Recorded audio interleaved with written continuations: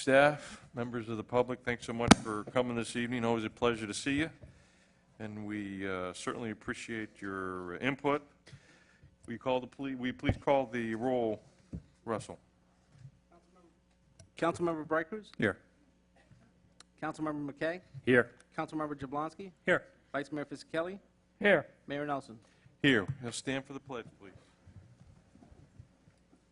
I pledge allegiance to the flag of the United States of America and to the republic for which it stands, one nation, under God, indivisible, with liberty and justice for all.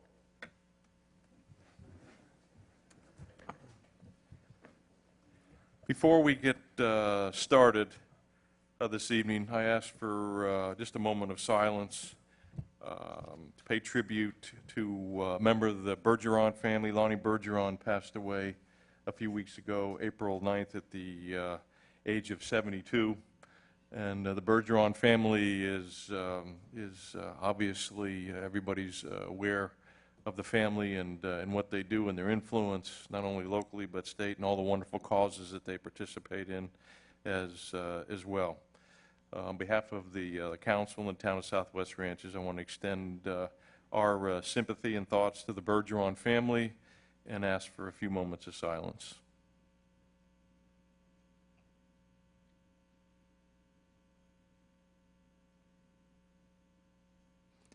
Thank you very much. Okay, the fun stuff. Anytime you get involved with schools and education and kids, doesn't get any better than that. You know, it motivates us and inspires us every day. And in just a moment, I'm going to call up Kathy Sullivan, who's the chair of our School Education Advisory Board. But before I do that, just a brief history of the background and the history with regards to this program that we do every year. As everybody knows here, I am sure that National Arbor Day is celebrated the third Friday in April, and Southwest Ranches, the Schools and Education Advisory Board, reaches out to our local schools and families, encouraging student participation. The importance of trees is highlighted in this annual awareness campaign, and over the years, we've had hundreds of pieces of artwork that has been exhibited here at Town Hall, and they have come up with some wonderful and beautiful creations. Each year there's many students, dozens of students from Hawks Bluff Elementary School, as well as Southwest Ranches resident kids that submit their artwork as part of this exhibition. This is not a contest, but a chance for all to learn about and celebrate the benefit of trees. No losers. Everyone is a winner, and I'm sure Kathy will attest to that. All those that participate in this program receive a personalized certificate and the town's gratitude for the important roles that each of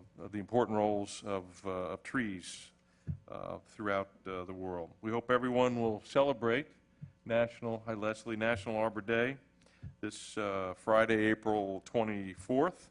And with that, I'd like to call Chair Kathy Sullivan to come up and do the presentation. Welcome, Kathy. It's always a pleasure to see you. You can take that mic out if you want right there and hold it. We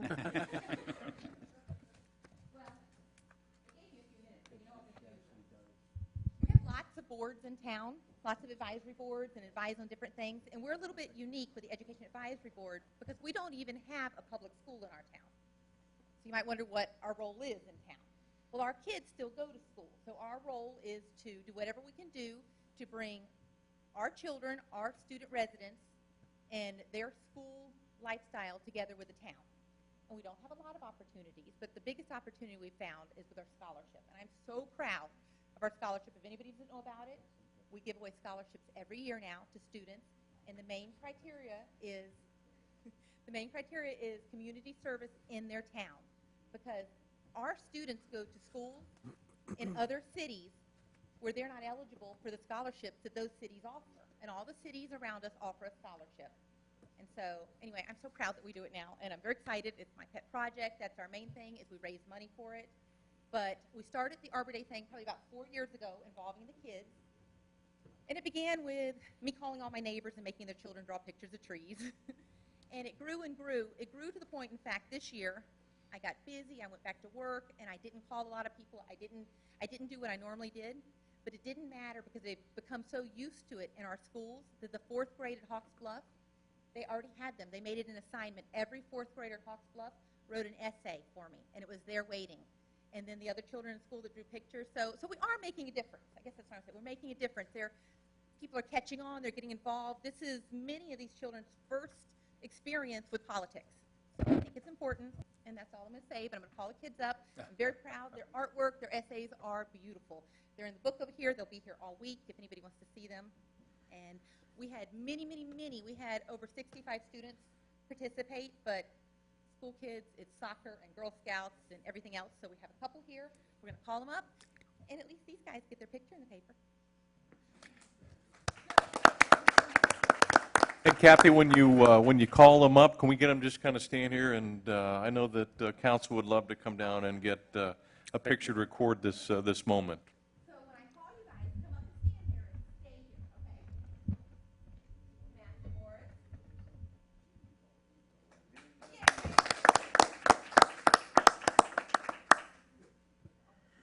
McKenna Cunningham.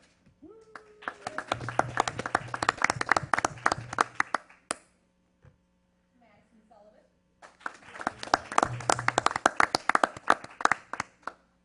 Savannah Hodges.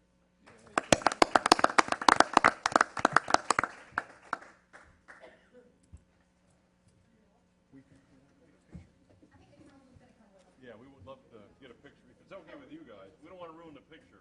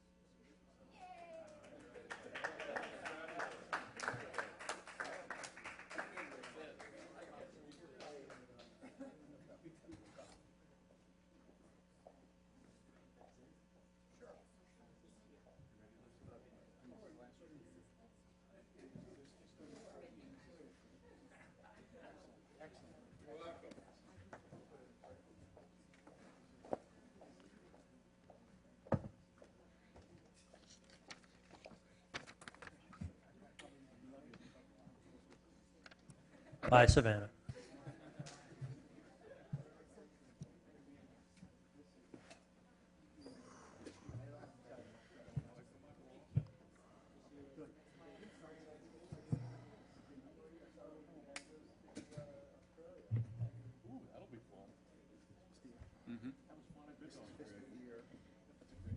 Congratulations. Congrats, bud. Congrats. Okay, as we put things back in order, next on the agenda, item number 4 is a presentation by the Southwest Ranches Volunteer Fire Department about the new apparatus purchase. And I know Assistant Chief Kastner and Captain Bach are here for the presentation. So welcome, good to see you all. Please come on up.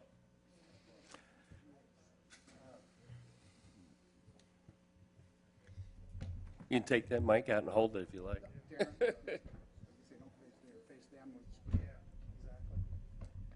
Hopefully I won't need to use this. Can everybody hear me? Well, you need, it Use goes the on the microphone record. because it'll record? Okay.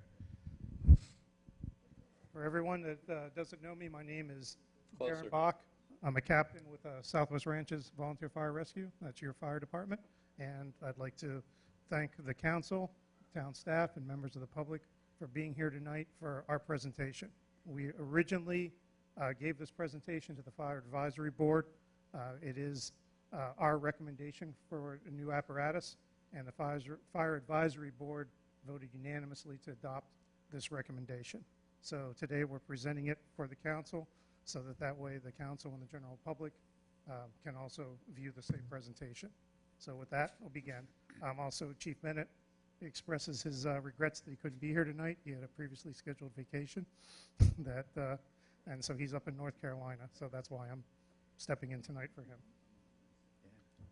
The first thing we did is we decided that we needed to give a little bit of background information. So this first slide shows you our current engine 82, which is a 1995 Pierce Quantum pumper. It is an NFPA Type 1 fire engine. It pumps at 1,250 gallons per minute. It carries 1,000 gallons of water, and it seats 6 people. Those statistics are going to be important when we start talking about both NFPA standards, which stands for the National Fire Protection Agency, and also ISO, the Insurance Services Organization, the rating system that they use, that insurance carriers use to determine the rates for property, for insurance of property in the ranches. We also have a TAC 82 on our inventory. This is a 2003 Ford F550 mini attack pumper. It's classified as a mini attack, not a Class 1 apparatus like the big engine. It only has a 500 gallon per minute pump.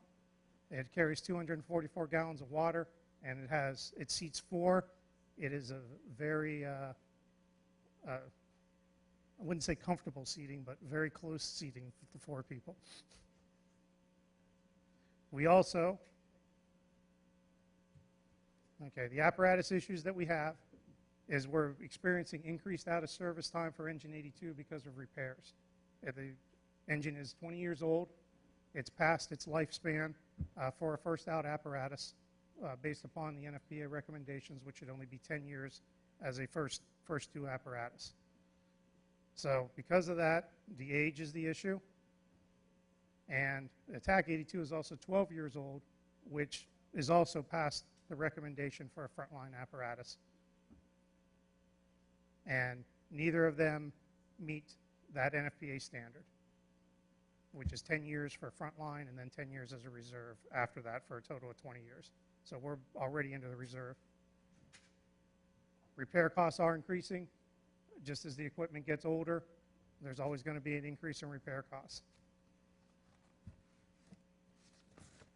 Because of this, Town Council proposed a solution during their meeting in November 2014. That proposal was to sell the current engine 82, spend up to $150,000 to equip us with a brush truck, and use the brush truck as the first responding apparatus. This is our prior brush truck that we sold a few years ago. We believe this was the council's intention of an apparatus, something like this, on a Ford Super Duty chassis. This type of truck is what we believe the council was looking for. Unfortunately, a typical brush truck like that is not sufficient to protect our community. And these are the reasons why. Brush trucks have a small pump capacity. It's typically 125 to 150 gallons per minute as all the pumps can put out. If you recall, engine 82 pumps at 1,250 gallons per minute, which is about 9 or 10 times what a brush truck can put out. Now that 125 to 150 gallons per minute is not a sufficient amount of water to fight structure fires or even supply other apparatus. So we can't be in a position to either help Davie or put out a fire or begin to put out a fire. We also can't draft from a fire well, which, as everyone knows, is about 80% of the water supply in this town are fire wells instead of fire hydrants. The pump is just not strong enough to pull the water out of the ground. And again, because the capacity is so low, it can't send it to another unit from the fire well. Brush trucks carry very little water on board. They typically 200, maybe 300 gallons, and that's all we have on the brush truck. Not sufficient. Again, our engine carries 1,000 gallons of water. Davie's engine carries 1,250. We need that larger water supply to be able to start fighting a fire before we can hook into a well or a canal. The third reason is that brush trucks have very limited equipment storage space. We wouldn't be able to put all of our current EMS equipment inside a brush truck. So we'd have to pick and choose as to what we would carry. We also cannot carry extrication equipment, which are typically what the public knows as the jaws of life to use to get people out of vehicles to extricate them from accidents. Brush trucks just don't have enough room for that. We also couldn't carry extra SCBA equipment. The SCBA is the breathing apparatus that we carry on our backs. Engine 82, since it has 6 seats, carries 6 SCBAs. So that way, when extra firefighters come from home to fight a fire as volunteers, the equipment is already there waiting for them. With a brush truck, we wouldn't be able to carry that extra SCBA, and it would limit anybody that comes from home and responds. It would limit their capability on a fire ground. Fourth reason, brush trucks are good for fighting only brush fires. For everything that we've just talked about, the first 3 reasons, that's what they're good for. We can't fight a structure fire with a brush truck. We can barely fight a car fire with a brush truck. We need to have something larger than a brush truck as the first 2 apparatus. Brush truck doesn't meet the standards for a Class 1 engine.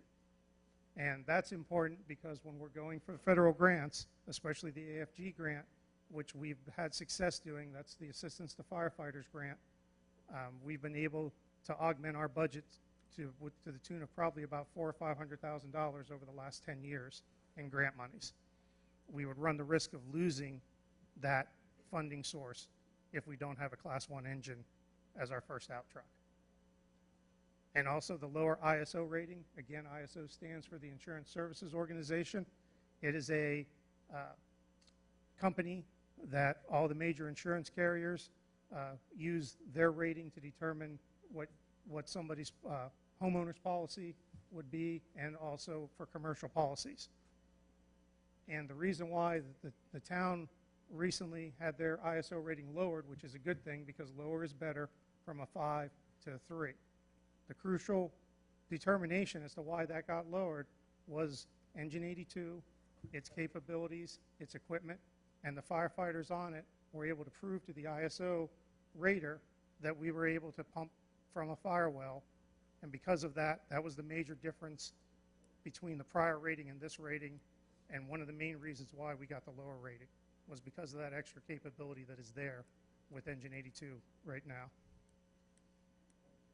The department reviewed the council's proposal, and we came up with 3 different options that we were trying to fit into because we wanted to, of course, follow the council's wishes. Option number 1 was what we termed the super brush truck, just a larger brush truck than normal. Option number 2 was a specialized apparatus called a wildland interface vehicle. That's something that's used mostly out west, but it combines the capabilities of a regular fire engine and a wildland truck. Option number 3 was a commercial chassis pumper. This was option number 1, the super brush truck. It was, again, a Ford F550 chassis. We were able to find a manufacturer that would put a 1,000-gallon-per-minute pump on that truck, but unfortunately with that, you would only have 300 gallons of water. It seats 4, excuse me, it seats 4, and the approximate cost would be about $200,000 with the larger pump and the other options on it that we would need. We looked at it and decided that option 1 didn't meet the current needs of this community for these reasons. Number 1, the pump capacity is too small. It's still 1,000 gallons per minute, but that's really not enough to supply another unit from a well. And with fire wells, you need to have a fire engine at the well supplying the pressure to bring the water up out of the ground and send it to another apparatus that's fighting the fire. So you really need 2 fire engines at every structure fire at a minimum. 1 at the well and 1 at the location of the fire. Water capacity was too small. Again, 300 gallons is not sufficient for us to be able to fight a structure fire or supply other units. That once you put water in the hose going to the fire that we're using to attack, that's going to be 50 to 100 gallons right there, leaving 200 gallons for us to fight the fire until we establish a water supply. That would give us 1 to 2 minutes of fighting a fire before we needed water. And that really is not helpful for us in the community. We need to have a larger capacity. And that's one of the reasons why we carry 1,000 gallons on the current engine. Equipment capacity is too small. like we went over with the regular brush truck. And again, because there was such a large pump on this brush truck, there was even less equipment space because it all comes down to a maximum amount of weight on that size chassis. You put a bigger pump on, you lose weight in terms of water, and you lose weight in terms of equipment storage space. So again, we wouldn't be able to carry all of the EMS equipment that we have now, much less any EMS equipment that the town would decide to purchase for us in the future. Sorry. We wouldn't be able to carry the extrication equipment. Again, we wouldn't be able to carry our extra breathing apparatus. And we also wouldn't be able to carry sufficient hose to be able to supply other units. Fire wells are spaced 1,000 feet away in the ranches. So we need to have that much hose if we're going to be pumping at a well to supply to another unit. And with this with the super brush truck and the weight capacity and the limited space, we wouldn't be able to carry that amount of hose in it. Fourth reason is that it doesn't meet the NFPA standard for a Class 1 engine. And because of that, we might lose the grant opportunities. We would also lose our ISO points during our next ISO rating, and that because of the decreased capabilities, and that could mean that the ISO rating would go up, and that would be bad because that would increase the insurance rates for people in the town. And lastly, the size capability, like I mentioned under number 4, it limits the grant award options. The second option that we had is the specialized wildland interface vehicle. This one is on a commercial chassis, an International 7400. It's a 1200 GPM pump, which matches what we have now. The water capacity is a little bit smaller, 750 gallons. It seats 4. The cost was $325,000 to $350,000, depending on how we equipped it. This option, we decided, doesn't meet the current needs of the community. And it's a smaller water capacity. It's better than the super brush truck, but it's still less than we have now. And less water equals a decreased capability, equals a decrease in the ISO points, and possible issues with the town's rating and homeowners' policies for everybody in the town. Second thing is it's still less storage for equipment. Again, it's more than the super brush truck because it's a little bit bigger, but we may not be able to carry everything that we need to carry to be able to fight a fire. It's also the most expensive option. $325,000 to $350,000. It was way over what the council was proposing, and it was way over what we decided was way over what we could work with because we did have another option. We would lose some ISO points again because of the loss in capability. And the size capability limits the grant award options. We could lose out on some grant opportunities because it's a smaller truck. The last option that we had, option number 3, was the commercial chassis pumper. This is again on an International. It's a little bit different chassis than the Wildland. It's a little bit larger. The actual unit is manufactured by Rosenbauer, who's been a strong manufacturer of fire apparatus. It has a 1,250 gallon per minute pump, carries 1,000 gallons of water, which is the same as our current Engine 82. It seats 5, so we're losing 1 seat, but the cost is approximately $208,000. And this is the unit that we're looking at is a demonstrator that was already in production. It's going to be available sometime by the end of May. It'll be finished and ready to go, so we won't have to wait for it to be built, which is another opportunity there so that we don't have to delay any further. This option was the most effective in meeting the current needs of the community. First reason is that it's fully compliant as an NFPA Class 1 engine, so we don't have to worry about anything about trying to shoehorn ourselves in. It is a Class 1 engine. We don't have to worry about that at all. It maintains our current firefighting capability. Like I said, the pump size and the water capacity matches what the current engine is, so it maintains what we have now. It maintains our current water capacity, 1,000 gallons. We're carrying the same amount of water on board that we are with the current engine. It has sufficient storage capacity for all the equipment. It actually has more compartment space because the layout's a little different. The ladders are located in a different location, so we actually have more storage capacity than we do now. which is a good thing because, there's always stuff that we can put on the truck to add that will increase our capabilities and help us fight fires. Maintains our ISO point rating because everything's the same. So we don't have to worry about losing any of our ISO points the next time we get audited. It provides for full grant opportunities. It has 5 seats. A lot of the AFG grant, when we go for equipment, it's based upon the number of seats on the apparatus that we have. So 5 is better than 4. We'd be able to get 1 additional radio, 1 additional SCBA set. And that's, equipment that we're looking at in the next couple of years to replace our current equipment. We would have more of an opportunity to get more of that equipment replaced via grants with this truck than we would with a smaller piece of apparatus. It also provides sufficient seating capacity and room to fully staff an engine with 3 personnel if the town decides to go back to that in the future. That's originally what we were at, and that's also what the fire study recommended, that we maintain that capability. We're at 2 personnel now, but this way, if the town council decides to bring us back to that original capacity, we have the unit to do it. Oops. It's the best value. It's the most capability for the money spent. It's also lighter and smaller than the current Engine 82, so we can get into more driveways and cross over more of the small bridges than we could with the current engine. It's about 10,000 pounds lighter when it's fully loaded. And lastly, it's the most cost-effective option. It maintains our capabilities for the cost. That's the closest thing to what we could come up with.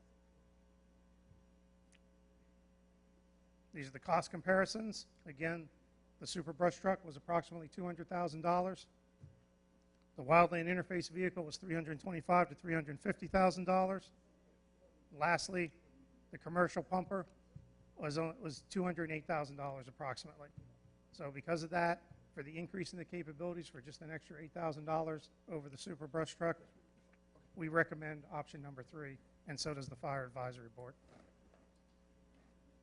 In terms of financing, we do have $26,000 on hand.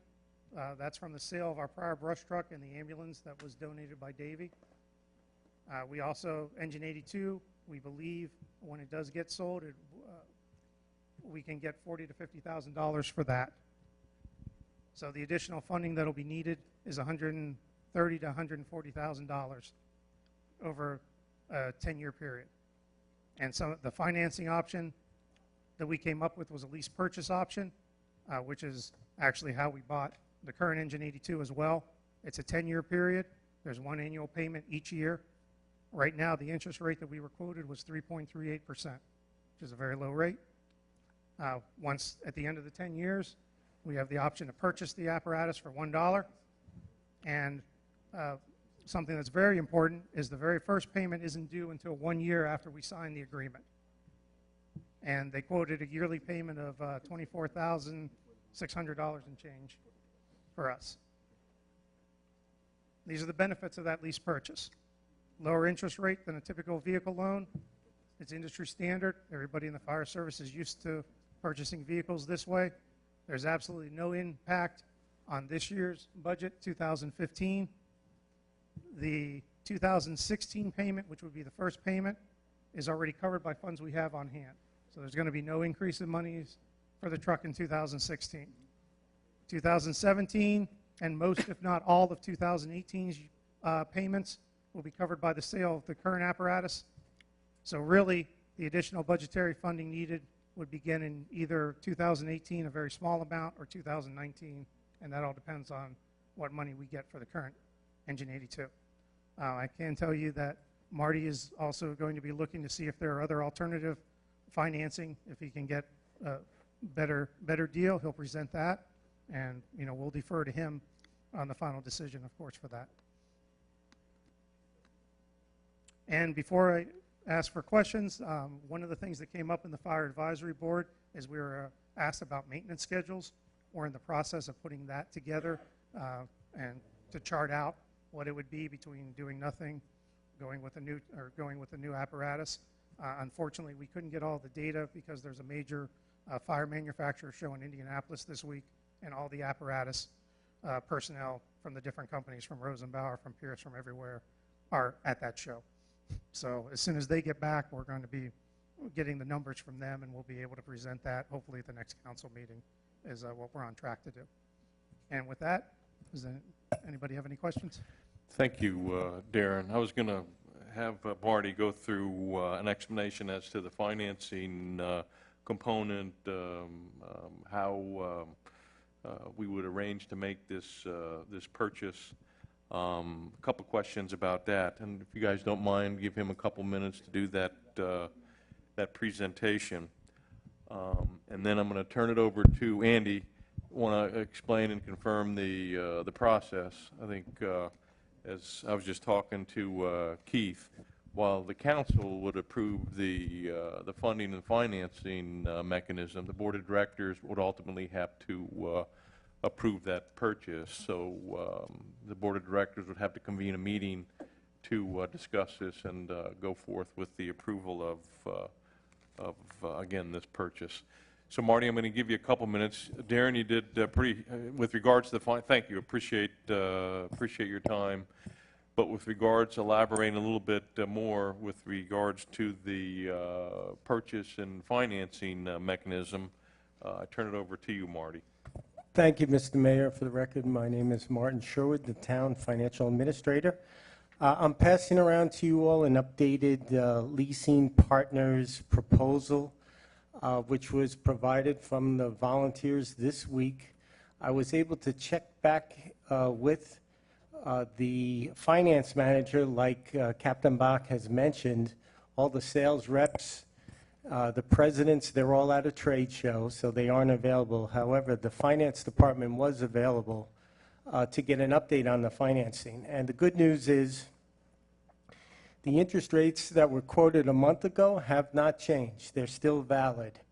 What I was able to find out, just to give us a little more option of flexibility, was terms, conditions, everything that was presented on the PowerPoint is valid. The facts are 10 years or less would be financed via a fixed rate. If you go out greater than 10 years, the rate would float after 10 years, and it does escalate significantly. You will see the two options. You got an option 1 and an option 2. The difference being is you get, under option 1, you get a free ride. Instead of making the proposed $25,000 reserve payment in April 2016, you're actually pushing it ahead a year. And so in effect, it takes you 11 years to pay off instead of 10 years. So the direction I would recommend to go through with is, since the funding is available through the sale of the vehicles, is option 2, which would be part of our budget process, pulling out a reserve, the $25,000 that was explained in the PowerPoint. I would recommend not to extend more than 10 years, so we lock in the fixed rate at the 3.38%, or go a little lower in terms of the years, 8 or 10-year factor. And you will see 8 years, it's $26,122.21, and 10 years, it's $21,691. So it's relatively close, whatever way we decide. The other important factor is these rates include all costs, all-in costs. The only other requirement by the town is 2 requirements. One is we need an opinion from Arnstein and Lear. In-house counsel is available, similar to what we got with our recent bond financing through Keith and Carol Colucci. They're familiar with the opinion that we need and require. So that would be our only out-of-pocket cost, is through legal counsel. The financing will be tax-exempt financing.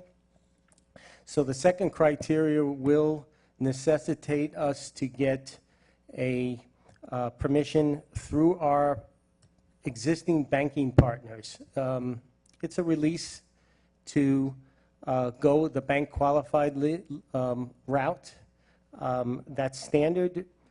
I don't see any problems or difficulty with that because our current debt covenants are well within range. So I don't expect to get any issues or sign off between either Stonegate Bank or TD Bank.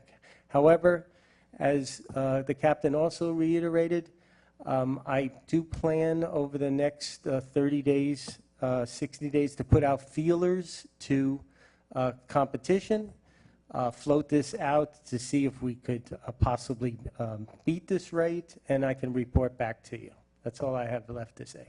Very good, Marty. Keith? Yeah, Marty, I just have a quick legal question. If I recall, when we bought 82, the town of Southwest Ranches owned it, and then the town actually entered into a lease agreement with the volunteer fire department. Is that what you intend to do on this one, or do you intend for the volunteers to buy it? Well, the legal end on the tax-exempt financing may necessitate the town to do similar arrangement what we have now, have the town buy it and lease it to the Southwest Ranches Volunteer Fire Rescue. I was going to contact Carol and find out the best method. Okay. Andy, any additional comments? Yeah, thank you, Mayor. And as you pointed out before, let me be very clear, staff will not be asking council to make a decision on this evening. This is something that's kind of moving through the channels. It was presented to the Fire Advisory Board last week. As Captain Bach said before, they approved the recommendation from the chief unanimously. We wanted to share that with the presentation with you all in a public venue, in a council meeting format, but we recognize this would come to you for purchase approval wearing different hats as your Southwest Ranches Volunteer Fire Department Board of Directors, and that's something that we would need to schedule that meeting in order to bring it before you in the proper manner. But again, because this is something that people are talking about, the presentation was out there last week with the Fire Advisory Board. We did feel the time was of the essence, and we did want to share the presentation with you as the town council. Thank you, Marty. It's very helpful. And just real quickly, historical perspective, and how do we get here and derive or get to this moment in time with regard to this purchase?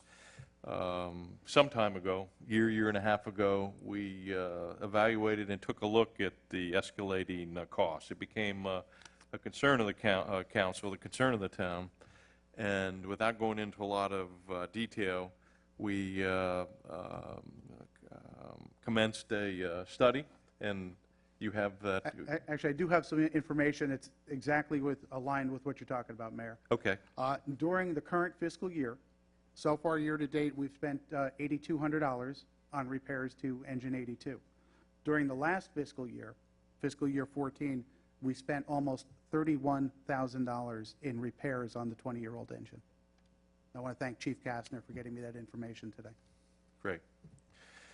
But we commenced the study and the relationship moving forward and come up with a recommendation. And I remember there was 3 or 4 different options.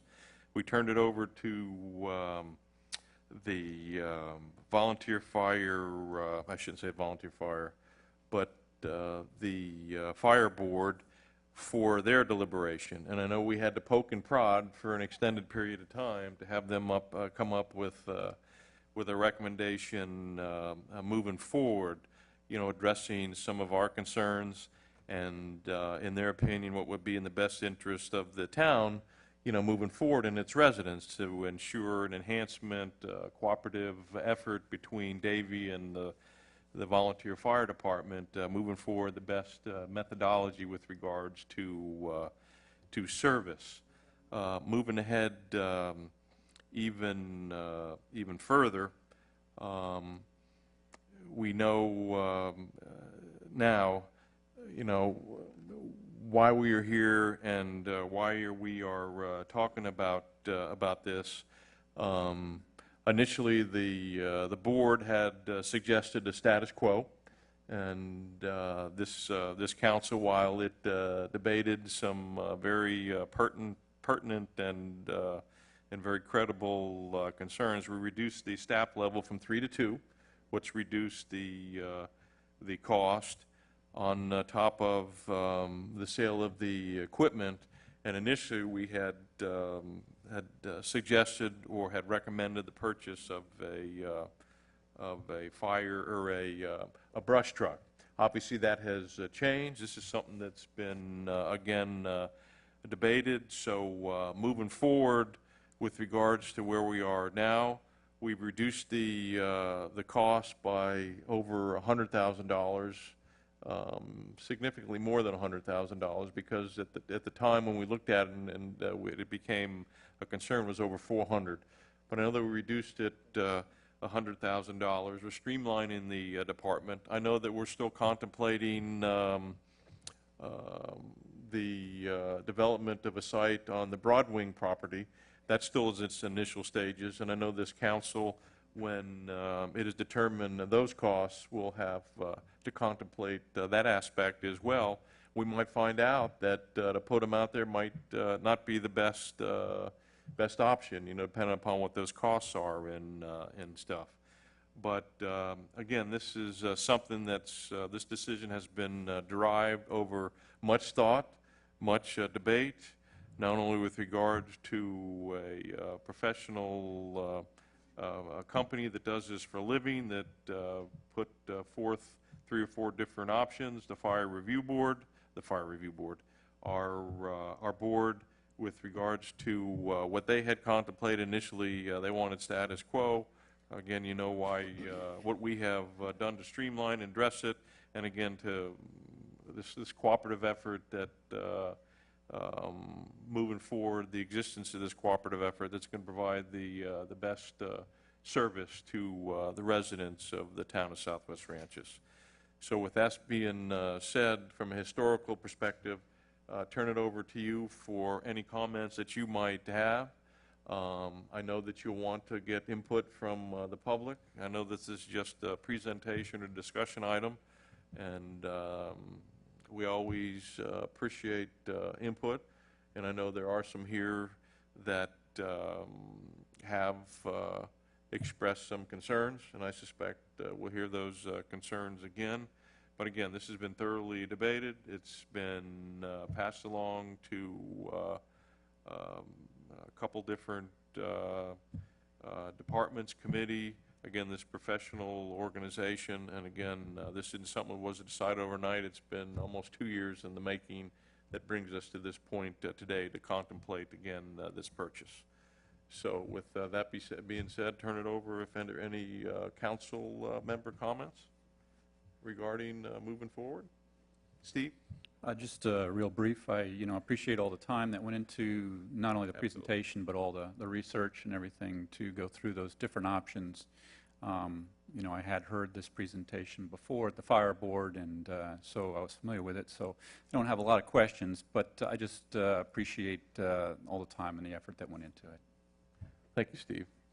Doug? Mayor, I guess a couple questions. Are we, Engine 82, do we have that for sale yet, or do we have any idea what revenue that's going to bring when we do sell it? Or what revenue we hope to get? Yes, we put the engine up for sale after the council. We put it up, I believe, January 1st.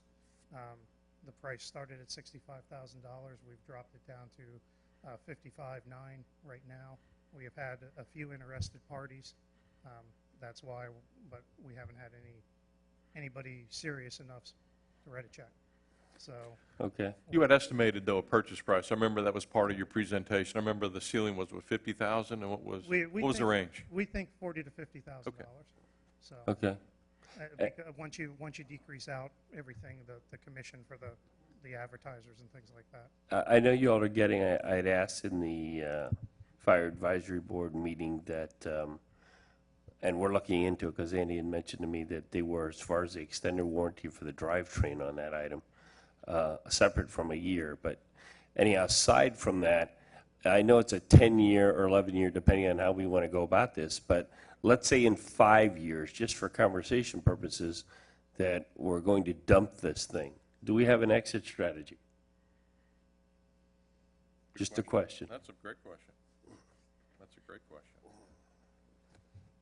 That's a great question. some scenario presents itself that, you know, that would result in the potential to do whatever. And I suspect at that particular time, we just have to assess and evaluate what reality is. And the thought is that, you know, through 5 years, half of it will be paid for. There is a value to that, you know, to that truck, and whatever the direction this council decides to go, you know, will have to be addressed and contemplated at that particular time. But very good question, Doug. Anybody else? Steve? Just to pick up on that, as far as the lease that we're there, is there any prepayment penalty if we were to? That's kind of what Yeah. So I figured you were. Yeah. That's kind of when you asked the question, which is a good question. Just wondering if you have been able to. You talked to the finance guy if that question came up, and if there's, you know, if it's just paying off the remainder, or if there's some sort of a prepayment involved. I'm not aware of any prepayment penalty. However, because this is considered a bank-qualified equipment leasing, there may be IRS ramifications involved. Yes, so it's, I need time to look into that option, and it's important how you structured it initially will give us the options down the road. I'll find out about it. We jump in here. Mayor's tied up right now. But what are we planning on doing with the revenue received from Engine 82? If and when that ever sells? Should we hold off until we realize that first, you know? Well, I could help. The proceeds would be expected to be received. They put up for sale. That would basically go into our operating account and would immediate at the end of the year, it goes right into reserves. So that would beef up our reserves to be able to use those funds, this 40 or 50,000, in years 2 and 3 to make the second and third year's payment. So if on a 10-year basis, between the sale of the prior vehicles and then the sale of 82, we're looking at 3 of the 10 years being fully funded. All right, let me give it a different thought.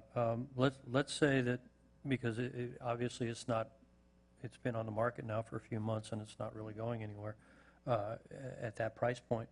Let's say it goes for 30, and I'm just throwing that out there to be realistic. Do we want to apply that to a purchase to lower the overall finance? We could do that. Obviously, less proceeds, it's less available reserves available to support the 10-year time frame. If we wanted to increase the payment, certainly. But once you lock into a lease term, 8 or 10 years, you got to adhere to the terms. I'm saying, but predicate all of this based on selling 82 first and applying that to the purchase price. But you're looking at lowering the amount of the payment or shortening the term? Lowering the amount of the payment. And I'm the- just and- throwing it out there. Yeah. And the other issue, I think, I can see it in your eyes, Steve, the other issue you have is that if we waited for that to happen, unless, you know, before the delivery of the vehicle is conditioned upon the purchase and acquisition of a new vehicle, they won't have a mechanism to respond to calls. Operationally, it would be very difficult. Right, you have no ability to do that, Steve. Yeah, there's really 2 elements there. That one is exactly right, Mayor. There would be a period where they wouldn't have a vehicle. The other one is that we're not talking about a standard price for any one of their manufactured vehicles. We're talking about a particular vehicle that happens to be coming available in the next 30 days. So if we go past that, somebody else is going to pick up that vehicle, and that opportunity won't be there, and probably the price will be significantly higher for a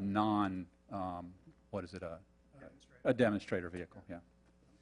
And the other thing that can be contemplated with regards to that, in my mind, we approve operating expenses throughout the course of the year, some more significant than others, that be earmarked for those purchases as well. So if it's not applied and there's an issue with regards to some logistical issues to reconcile that component, we can use that money and pay for supplies or operating expenses that we know are going to be a part of their operation. So one way or the other, I think we all agree that that money should be applied to pay for operating expenses within the department, whether we apply it to a down payment, to reduce the amount that we borrow and reduce the payment, or earmark that for future operating expenses and pay for those future operating expenses.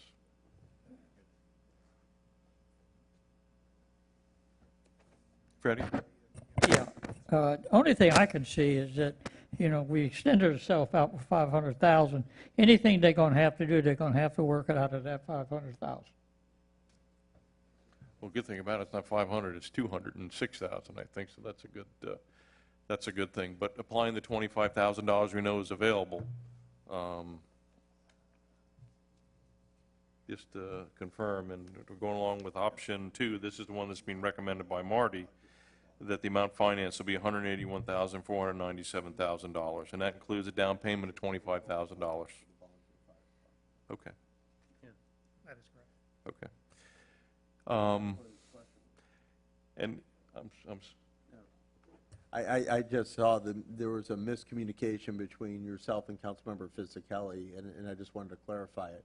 What Councilmember Fisickelli was asking is whether or not that 206,000 that you mentioned was within the entire budget of the volunteer fire department, which was $500,000.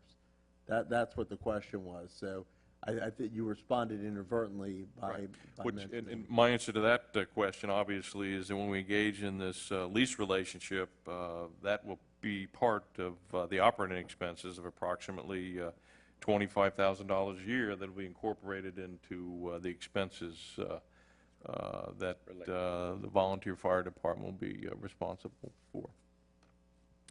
So, okay. I know that you all want to get feedback. I suspect, we know what is going to be said in the concerns. And again, this is a thoroughly vetted process. We arrive at this moment as a result of a year and a half of contemplation with the involvement of, again, the Fire Advisory Board and this professional organization that did the study and put forth 3 or 4 different recommendations for contemplation, which was pretty good. Instead of suggesting or recommending one, there were 3 or 4 that were out there, so everybody's issues were covered. Ultimately, we have to make the tough choice and the tough decision. We couldn't rely on them. So, with that being said, any members of the public wish to speak on this item?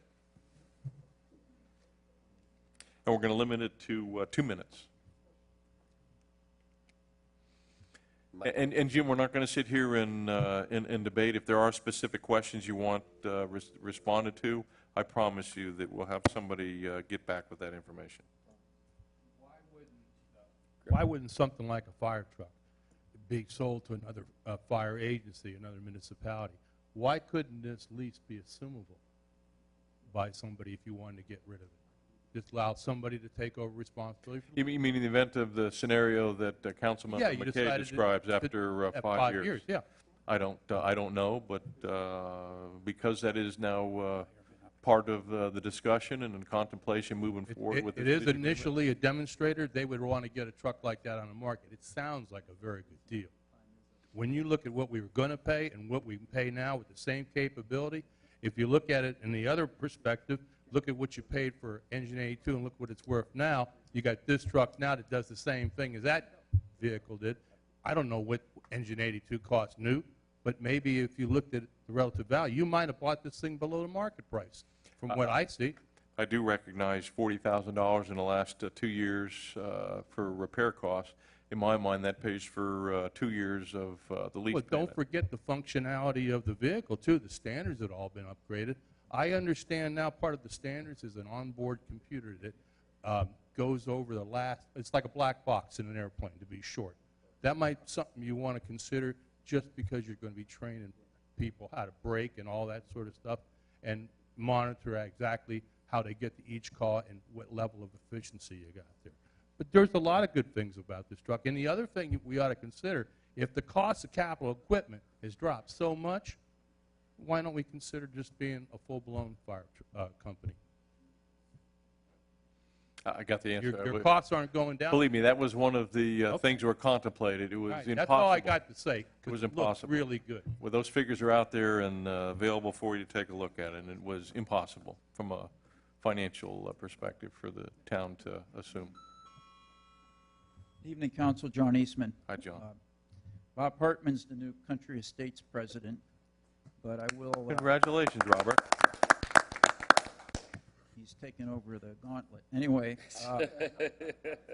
one thing I would like to clean up from my past there was a couple months back, we sent you a resolution, and it was a unanimous resolution passed by the Country Estates Homeowners Association that we absolutely positively did not want a fire truck.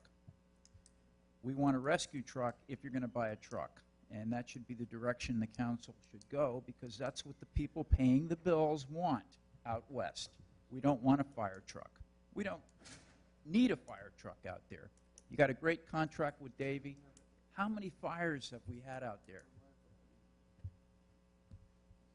It's a great deal on the truck. I mean, I see the logic to it, but it's something we don't need.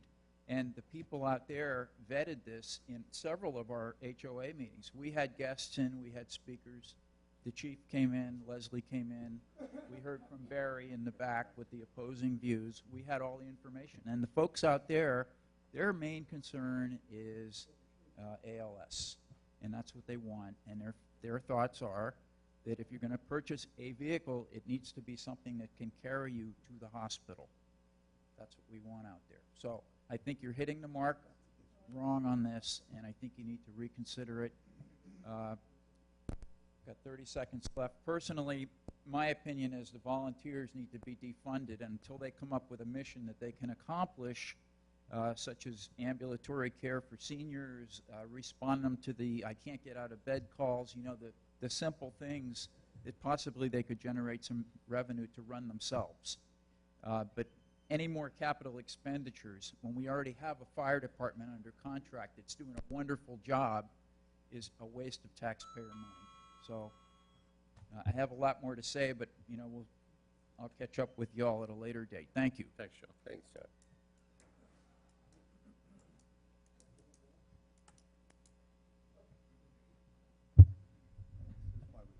No Hollingsworth, 199th Avenue. That's what they want, though. First of all, I'm totally in favor of the volunteer fire department maintaining and expanding its purview upon our town. Having said that, I'd like you to know that of the minority of residents that exist out west within what is called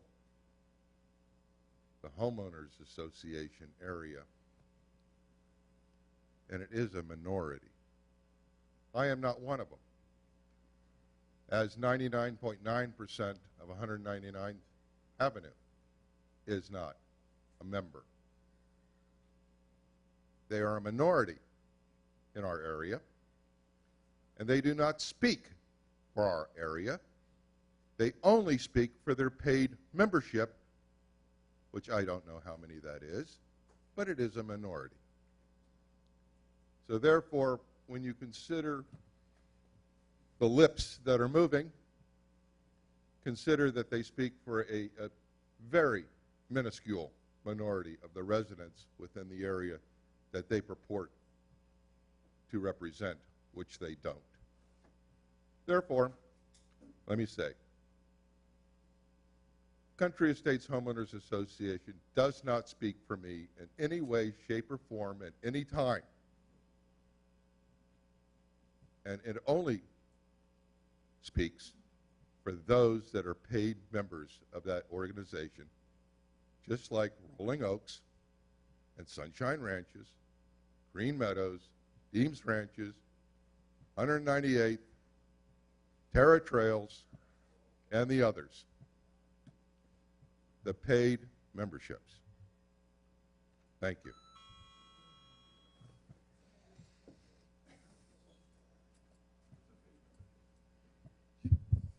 Good evening, Barry Nunzig, Sterling 163rd. Okay, gentlemen, start at the beginning. You guys hired Davie Fire Department for $2.6 million to provide services to this town. The Davie Fire Chief has stated that in regards to the volunteers, he does not even consider them in any of his responses. That means if they weren't there, it doesn't matter. He doesn't care if they're there. He doesn't even consider them being there. Okay? That's what the Davie Fire Chief says. He says if they show up, yeah, I'll use them. If they're there, makes it convenient for me. No problem. But as far as them being there, I don't need them there. That's what a guy is saying that you pay $2.6 million a year to. As far as the fire apparatus go and the fire board is now a joke because they have absolutely zero critical thinking at all on any of these matters. They're nothing more than shills for the fire department. They spoke the other night, and I was there, and not one time did they even consider anything that Davie does. Davie sends a minimum of 3 engines on any structure fire into our town. So as far as needing 2 engines, Davie beats it by 1. Davie beats all the standards that are out there. As far as ISO goes, I called ISO because I listened to the presentation that man said because I had never heard of such a thing. I checked it. His numbers are correct. But you will never get better than a 9 out west. You may sneak into an 8B, but you're not going to get any better than that because of your water supply. Water supply is 40%. Okay? You guys know me. You know I do my homework. Everything I have told you is out of the book. It's not my opinion. I don't think the volunteers even need to be here. You should take the money you're spending on them, find land around the 192 area, secure that land, move Davie out to that as quickly as you can, provide a balanced response to everybody in that side of town with an ALS unit, not a BLS unit, because when you need that ALS unit and that BLS unit rolls up, you're going to be going, where's the real guys? Because you're not going to be able to do anything for you. Have a nice night.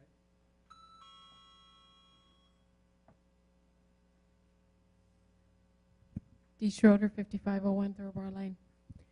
That man has a name. His name is Darren, and he happens to be a very nice man. They are to be respected. They've been here since before some of us. They're part of the town. They're the history of the town, and they need to stay, whether you have a personal opinion or not. You have tonight, which I can't speak about, there's money for safety. If one thing gets saved, if one person gets help, that's safety. That's important to each one of us as individuals, with families, homes, buildings, animals. That's my concern. The deal that you got for this truck is supposedly a really good one. If you went to every resident in this town, well, not every resident, there are some that wouldn't give 2 cents. Personally, myself, I would, and I really can't really afford it.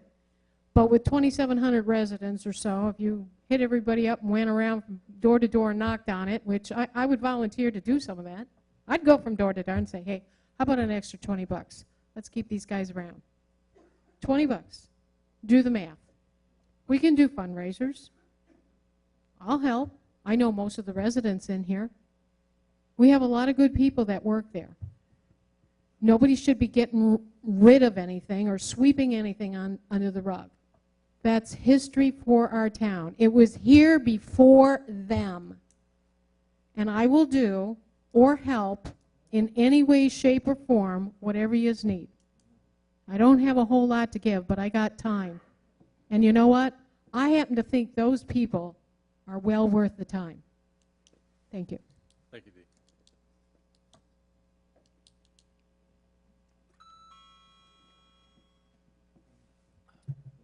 Bob Bush. I'm a real minority here. I don't belong to any associations. One of the normal things that an organization does is when they're going to spend a lot of money, there's a cost justification. So far, I haven't seen it. I've heard a lot about the cost. I haven't heard anything about the justification. And it's not only just we're all going to philosophize and chit-chat about it. A written proposal with a cost justification should be done under the direction of your administrator.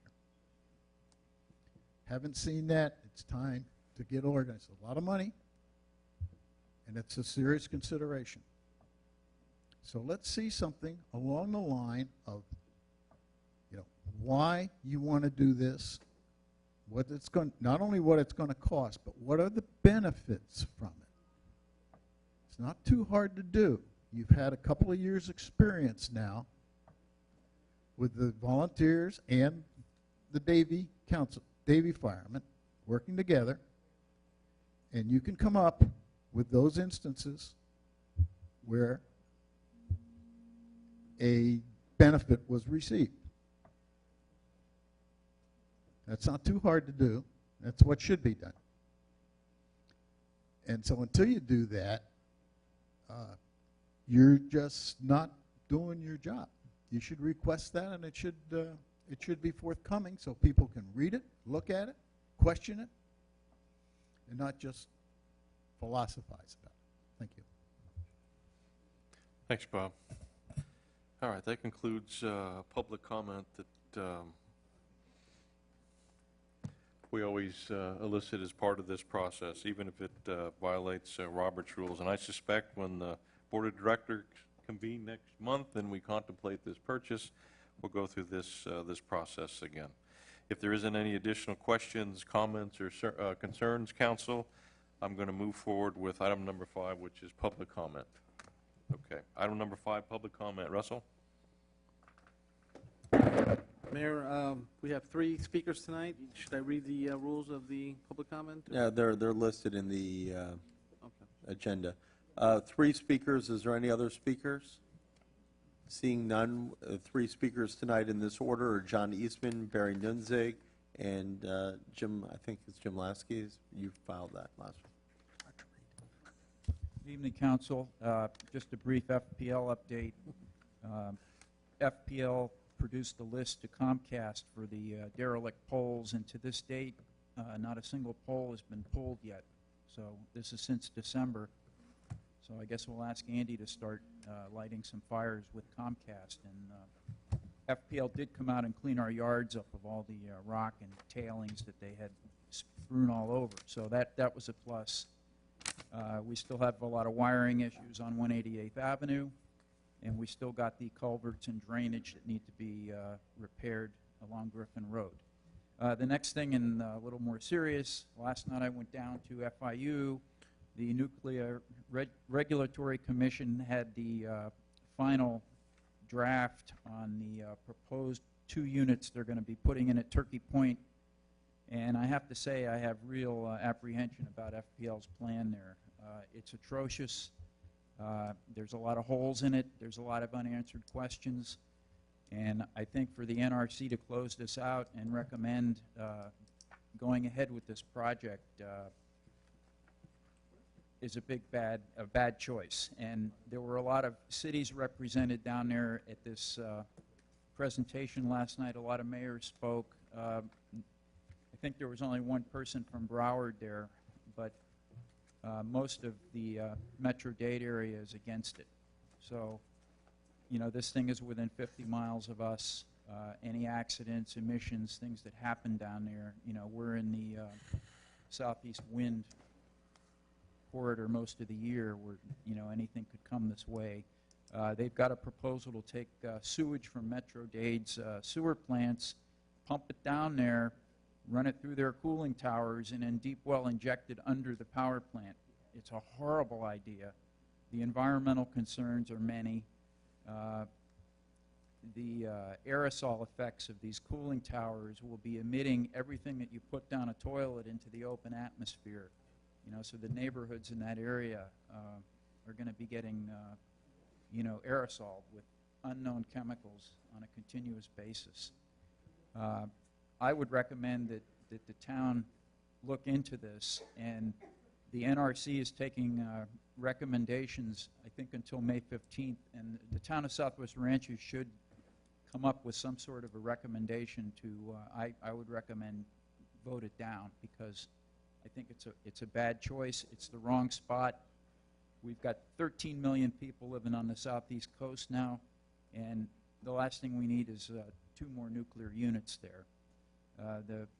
The units that are presently there are bad enough. They've caused huge salt plumes underneath where they pull so much water out of the ground and evaporate it off that the whole area under Turkey Point, the deep water areas, is all heavy, heavy salt, and it's traveling outward.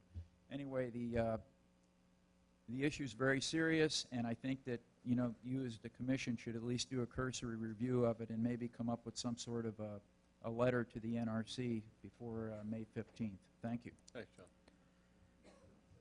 Thank you. Jim followed, oh, no, sorry, Barry followed by Jim.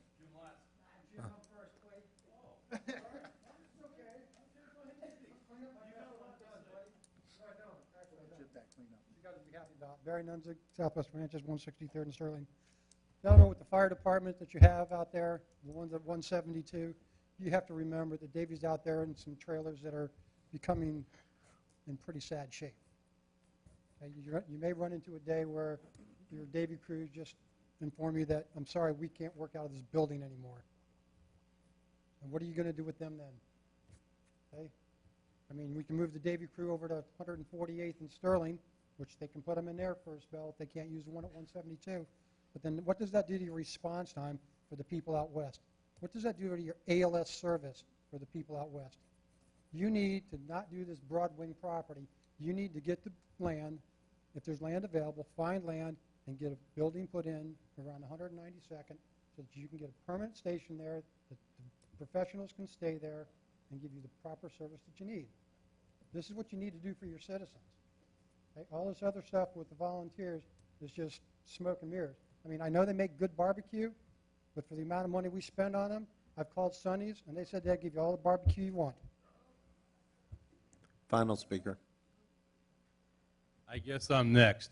You know, we were never told the truth about the capabilities of the volunteer fire department, but I understand they get the same certifications as anybody else does. It's just a matter of training.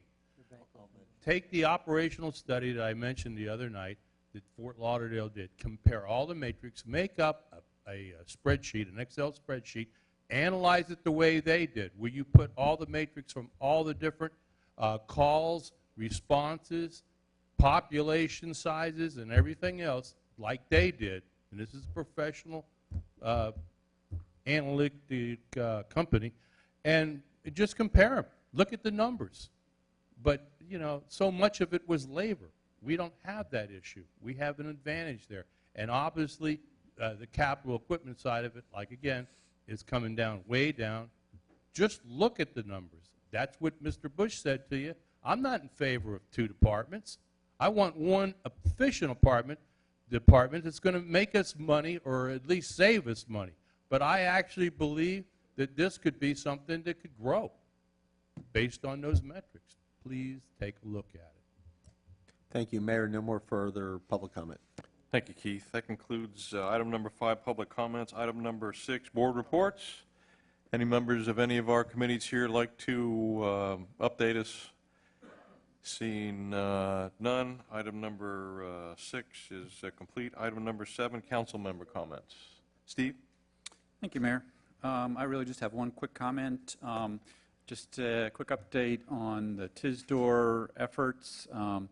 As you all are probably aware, the first area that's going to be looked at as far as repaving is out west, basically from about 208 to 210, and actually 205 to 210, I think. And we are in the process, the administration is in the process of scheduling the first meetings out there. Sounds like there's going to be one in May, mid-May, and one in early June. So we are we're moving along, and I'm pleased to see making that progress. Thank you. Thank you, Steve. Doug? Gentlemen, I got to pass out a couple of things to you here. Forgive the few trees we had to kill.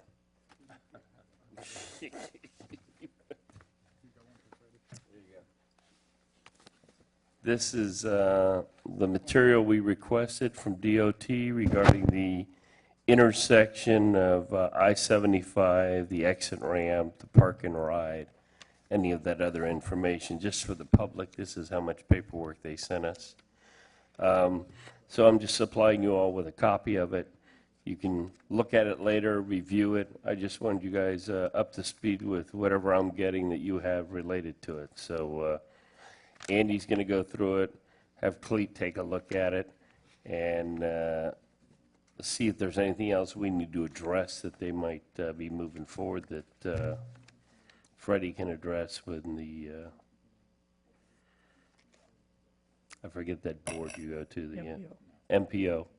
And so I've talked to Brian Koleka and Davey, and he's on board with making sure to stop that other traffic light that they think they're putting in. But we just got this stuff. I'm just supplying you guys with copies of it. I have not had the opportunity to review it yet, and Andy and staff haven't either. But anyhow, we're just staying on top of it, just keeping you guys up to speed. Thanks, Doug. No park and ride. Nope, and no change in the intersection we don't want to. So I don't know if that's in there yet or not, but we're going to work on it. Good. Thank you, Doug. Freddie? Yeah, a little bit of what Doug says, like, you know, those meetings are coming up for that park and ride. You need to be there as much as you can. Well, tell us if you know something we need to attend, let us know, because I definitely want to be there for it. All right. I know there's one in Miami Springs coming up, but it's nothing about, it's south of here. It has nothing to do with Griffin Road or 75. It's all south. Yeah, well, the one that they're going to have one that's going to be at the old MPO headquarters too, that, you know, it's going to open to the public. They need to be there to give their opinion on that thing. It hasn't appeared before MPO yet as far as any discussion on it. Actually, Klecki, the vice chair of the board, has been keeping on top of it, keeping as a board. This is the first opportunity we're going to need to speak on it, so you need to be there. Okay, well, give me a reminder, and I'll make sure I attend. Yeah, there's not really a lot to talk about. Only thing I would like to comment on, I know money's short and everything, but it's a shame. I don't, you know, we keep putting that fill out there at the fishing hole park, but pretty soon we're going to have more fill out there than we know what we're going to do with. But we need to get, I think the last figures I heard was around $10,000. Keith's not here, engineers aren't here tonight, but Andy, what is the amount of money that we need to move a little bit at the fishing hole park to go there and spread that fill? And weren't we talking around 10,000? We were, Vice Mayor, but as you know, we also had the bid out for the trails, which closed last week. Staff is in the process of evaluating those. So at this point, because I haven't seen that finalized, I know there's still an evaluation process. I don't know how much that contract will be when we bring it before council. So because I don't know what that's going to be, I don't know what we have left over. I should have a very good understanding on that before our next meeting, and we'll be able to give you more information then. Yeah, it's something that we need to move forward. Like I say, it's I know money's tight, but it's something that needs to be done. Every day I get a call, they're putting more fill out there, and we appreciate it, and we got a lot of places to use it. And but we've got other projects that we have talked about that we can move some of that fill, you know, whenever, I mean, not move it to transfer to the new projects. But it's, I know the engineer's been working on it, and I know the main thing right now is to get that trail demucked and get that done. But then I think some emphasis needs to be put on finishing that park. I think last time, Steve, we talked about it, you want to see some figures. I haven't seen any definite figures on it yet, but it's something that's just hanging in there. I think it could be completed without a whole lot of time and money. But, Thank you, Freddie. Go ahead, Can I just Steve. tag something on that? I appreciate Freddie bringing that up. And you know, I know the administration is working hard on it, and so I bite my tongue. But I drive by that park multiple times every day, and it just I'm totally frustrated. I'm totally, but I'm not. I've held my tongue because I know the administration's working on it. But I think we just need to put a time, you know, a date and time in the sand and say, you know, one way or the other, we're opening this park and we're going to make it happen. I mean, we've had stuff out there, some of that equipment, that play equipment out there for over a year of weathering, you know, and people feel like they have to smuggle themselves in there to use it. So I just think we need to do that. I just think we need to pick a date and open it, you know. And if we need to close off a part of the park, I've suggested this before, and I know the administration is not excited about that. I know there's a hazard associated with that, but let's just close off that part of the park. Let's use the front part is. Can you tell I'm a little frustrated? So thank you for bringing it up, Freddie.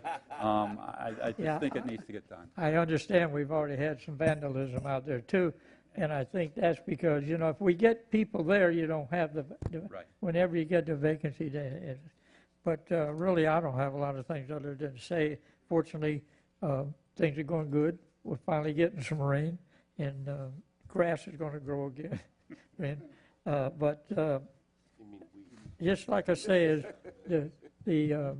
some of these little projects that are just, I know the biggest thing going now, and I appreciate it, is they're working on the guardrails. And that's taken a lot of time and everything, and really, I think it is one of the most important things that's going on there. And because, you know, I was driving down there the other day, and I'd seen something that scared me, really did. And I'm not saying anything to you, Andy, because you know how I feel about it. But we put those speed bumps on the south side.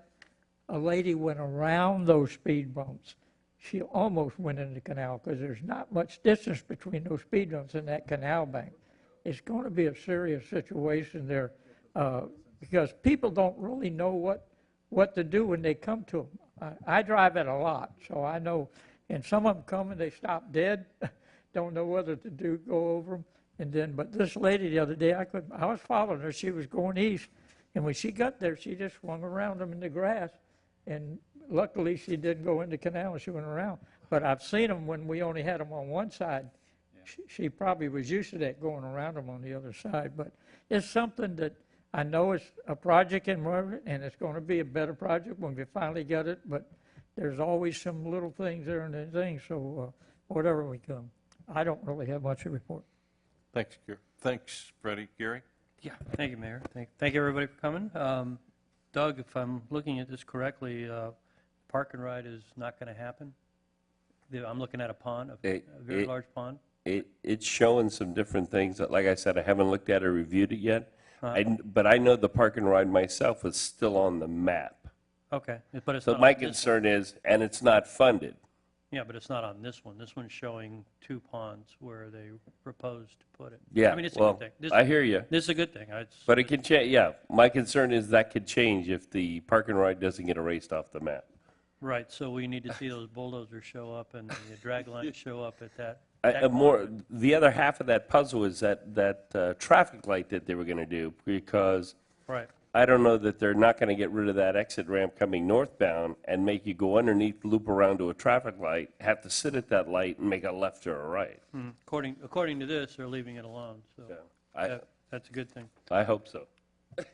Don't have much, Mayor.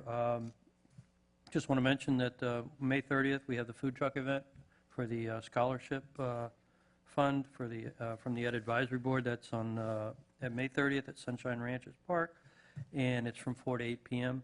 And May 2nd, we have a fish fry at Stratford's. That's at Hollywood Boulevard and I-95. Tickets can be purchased here at the front desk. It's $10, and the money goes to the, I believe it's 100% of the money goes to the scholarship fund. And it's a lot of fun, and it's from 5 to 8 p.m. on Saturday, May 2nd. So I just wanted to put that out there. And the rest of what I have is later on in the evening, so. Thank you, Gary. Close with that. Just real quickly, you reminded me of something too, Freddie, with regards to landscaping. The rains are falling and grass is growing, and we shall see. But I got to tell you, just very impressed with this company and what they're doing, what they're accomplishing. It's just absolutely unbelievable, the difference. But now we'll see, because now they're, like I said, rain's coming down, the grass is growing, and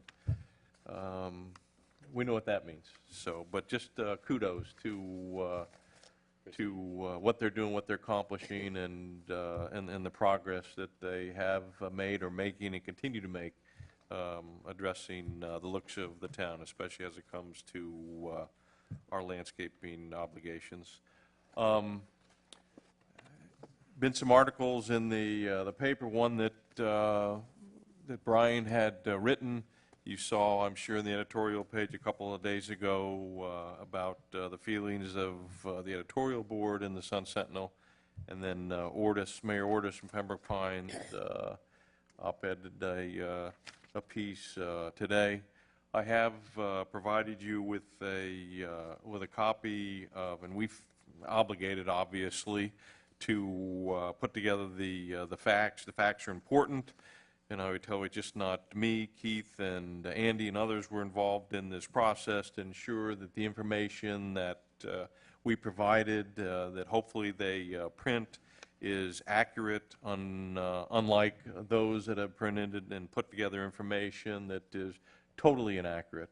And throughout this entire process, not once, and that's being emphatic about the importance from a historical perspective of what resulted in the cut through traffic and the issues out there initially is when they opened up 199th and Sterling Road, you know, and not one time did I see that in any of those articles. So we put together the history, we put together a timeline, we put together what reality is, and again, wanted to be very, very careful to do that research to ensure that the information is absolutely accurate. So I thank Keith and Andy and all those that contributed to this article. Hopefully, sometime in the next few days that they'll put it in there so that those issues are clarified, and from a history perspective, that you know, there's the confirmation of what the facts are, not what the speculation, innuendo is. So with that being said, that concludes my comment. Item number 8, legal comments. Keith. Sure, Mayor, and I'll be brief. In regards to the editorial that you wrote for the Sentinel, for anyone who wants to read it, you'll probably just end up seeing the mayor's name after they remove everything else. You might be right. The intent was there. In regards to the volunteer fire department, just... I am going to publish it, Keith, thank you for reminding me. Not in this monthly article, but the next monthly article. So the total contents of that article will appear in my article next month. Thanks for reminding me, Keith, and sorry for interrupting you. No problem. I really just will be quick. In regards to the volunteer fire department, a comment was made that I just want to clarify. The reason why Sonny's Barbecue is so cheap is because they went out of business about a year ago. But I did like their cornbread. It was very, very good. So I was disappointed by that. Walked in on Friday to Starbucks in Fort Lauderdale, and Governor Scott was sitting there having a cup of coffee. It was very nice that he was just hanging out in Starbucks, wanting to meet people in Fort Lauderdale who walked in off the street. And that was kind of interesting to see and kind of refreshing. So that was nice. Other than that, there's not much new legal issues going on. I was at the Palm Beach County Commission this morning, and one of the residents used their 3 minutes to sing a song. We have not had that here, and I highly recommend it. It was a very nice change of pace. Other than that, Mayor, I have no further comments. Any favorites, Keith? It was sunrise, sunset. It was very lovely. That's nice. Very, very nice. How about New York, New York? All right, that concludes item number 8, legal comments. Item number 9, administration comments. Yes, thank Andy? you, Mayor, and I promise not to sing my report. Actually, I don't have, it's been a very long week already. I don't have a report for you this evening, but I do want to add one thing to the FDOT materials that Councilmember McKay passed out. FDOT has told us that their next version, the next generation or revision of their plans, they expect to have completed in August, and I just want to let you know we've already logged multiple requests to have those sent to us as soon as they are available, and we'll share them with you then. Thank you, Mayor. Thank you, Andy. Okay, that concludes item number 9. Item number 10. Mayor, this item comes back to you from a motion for reconsideration from 2 meetings ago. It was tabled and set for a time certain at this meeting. This item was previously adopted and now being reconsidered. I'm going to have Russell read it into the record, then I'll describe what's before you. It's a resolution of the Town Council of the Town of Southwest Ranches, Florida, expressing the council's desire to establish the Town of Southwest Ranches Neighborhood Safety Grant Program for fiscal year 2014-15, providing for application requirements, approving an additional 2014-15 expense not to exceed $40,000 for promotion of safe neighborhoods, approving a fiscal year 2014-2015 budgetary appropriation from the general fund, authorizing the mayor, town administrator, and town attorney to enter into an agreement and providing an effective date. Mayor, after a very lengthy debate, this item was passed by the town council, and that at the subsequent meeting, Councilmember Fisickelli moved to reconsider it after Councilmember Jablonski raised a list of concerns. Both myself, Russell, and Andy re-listened to the meeting minutes. We reviewed the comments that were made by Councilmember Jablonski, which he provided me a copy with as well. I had the opportunity of meeting with Councilmember Bright Cruz, and we believe that we addressed in both the revised resolution and the grant application all of the comments made. It was provided to you all. It was posted online as well. The only open issue between where everyone stood that evening was one issue, and that is Councilmember Jablonski remained steadfast that anyone qualifying for this grant application would have to come up with a minimum of a 50% match. Councilmember Bright Cruz is obviously stated at the last meeting was opposed to that.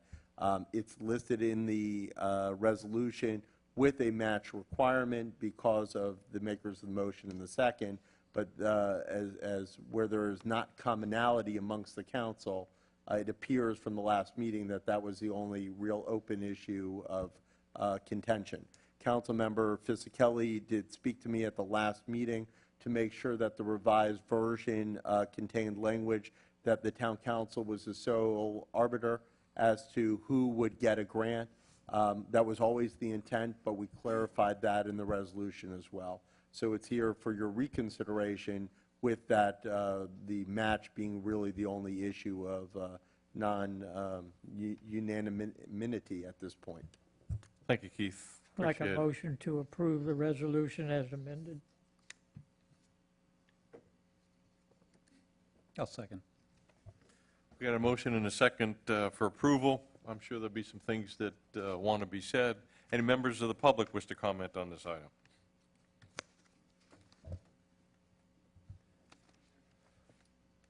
Bob Bush, as a member of the minorities, I would like to read one sentence here. Neighborhood safety grants are available to town-recognized homeowners and civic associations. Individual homeowners are not eligible. Son of a gun, I'm not eligible. I've been cut off.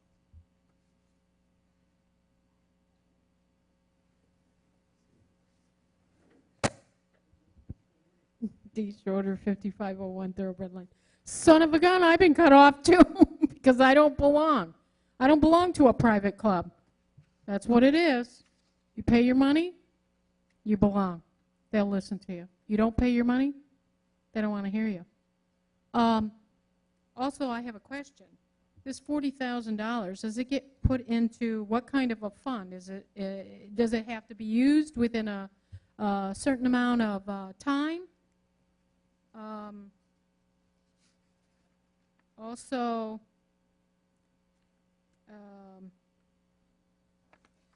it is a match. So if a community, we'll just take Sunshine Ranch, just say they wanted to do something, you have to match it. If they want $5,000, then you have to do $5,000. Is that what I'm getting? Okay. As it currently. And yeah. is it listed online of what kind of safety? I mean, what are we putting in? Security cameras? Yeah? Maybe. Really? So I can just spy on my neighbor's dog that just goes on my grass or something? I mean, but that is an option, security cameras, maybe for entranceways or something into areas? Based upon the description of what is defined as safety and the potential for a safety grant, I would say that that qualifies. But just let me remind everybody, the council is the one who ultimately approves it. And one of the things that comes to mind is there are security cameras out there at entrances and exits of some associations. I know of at least one. So, you know. Okay, what happens I know to the Keith knows monies several. it was another question. I mean, you don't have to answer it right now, but what happens to those monies that you're going to set aside if it doesn't get used? Do they get absorbed into the town, or? It's my understanding, Dee, and again, it's this council's sole discretion to either approve or not. It'll never go, after reading the resolution, it'll never go, and if I'm wrong, correct me, never go more than $40,000. And it's my understanding whatever is left over could potentially carry over or not. And, this council could decide that, So it could change. I mean, like if you only used half of it. sorry? If the money is not used during that grant cycle, the money goes back into the town's general fund or reserves, wherever it was pulled for. For this particular year, it would go back into reserves. Okay. Okay, thank you. Bob Hartman, 5441 Southwest 198th Terrace.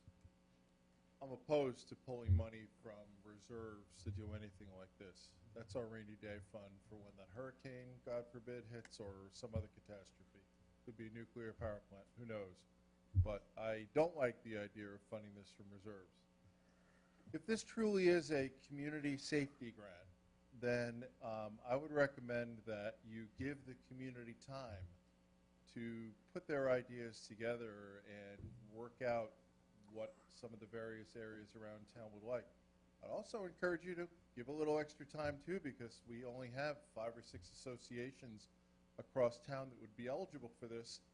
There are areas of our town that don't have associations or that may want to form their own. So I wouldn't want to shut anybody out on this. Last point I want to make is, again, if this truly is a community safety grant, I would hope you would take whatever funds you appropriate, whether it's 40 grand this year or whatever it is next year, and try to spread that as wide as possible. There's a lot of needs around town to improve security and safety.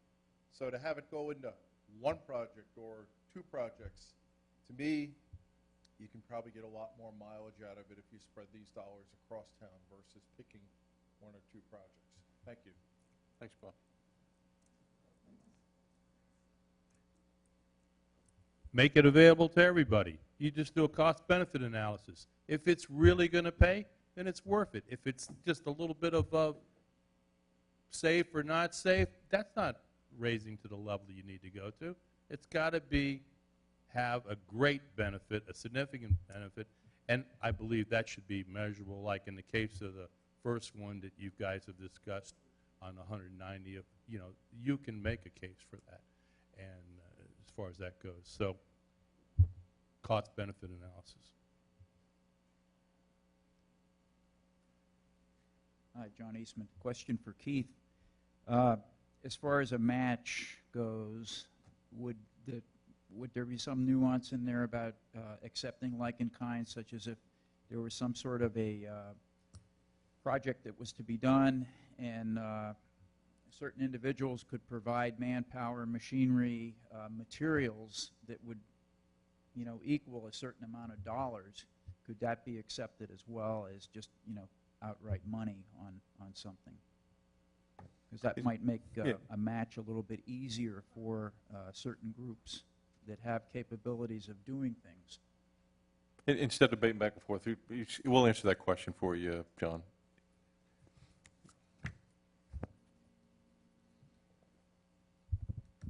Newell Hollingsworth, 199th Avenue. I'm totally 100% against you passing this grant. You are taking a look at only homeowners and civic associations, which at the maximum are 20% of this town. And then you're going to take $40,000 and say 50% match. That's $80,000 projects.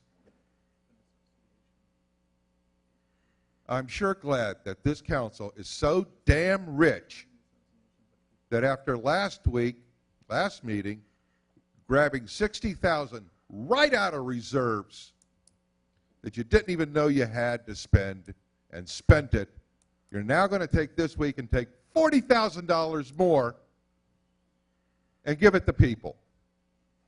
Only 20% of the town qualifies under this. not 100%. No one should do that. Not any of you. And it shouldn't be in kind, because I could say I'm worth $100 an hour. And I worked 100 hours out there. Therefore, there's the whole damn match. And who are you to say that I'm not worth $100 an hour? It's got to be dollars. Put the dollars down, people, if you're going to do it. But you are looking to give a minority of the people and also fund projects that are not your responsibility under a way to pay for gates for 190th Avenue and Homeowners Association 345, which is a private street community. Thank you. Any other public comment on this item? Seeing none, public comment is now closed.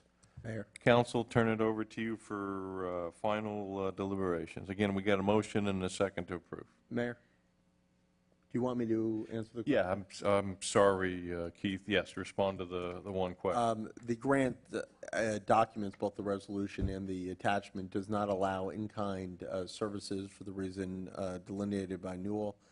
In addition to this, and to make it clear, the documents require whoever gets a grant award to have expended their dollars before the town's match comes into play. So they will have to, if they're seeking $10,000, they have to spend $5, show the town the proof that they spent a minimum of $5, and then the town will pay the additional 50% thereafter. And that's to avoid a situation where the town spends its money and they said, oh, we got it cheaper, and then they don't actually get, the town essentially funds more than the 50%. But again, that's under Councilmember Jablonski's scenario. I know Councilmember Brightcrus is opposed to that, but. Thank you, Keith. Council? Mayor? Doug? As you all know, I've been opposed to this since the beginning. But anyhow, a couple of different ways to look at it, because all this came about related to a gate on 190th for the neighborhood of Plat 345.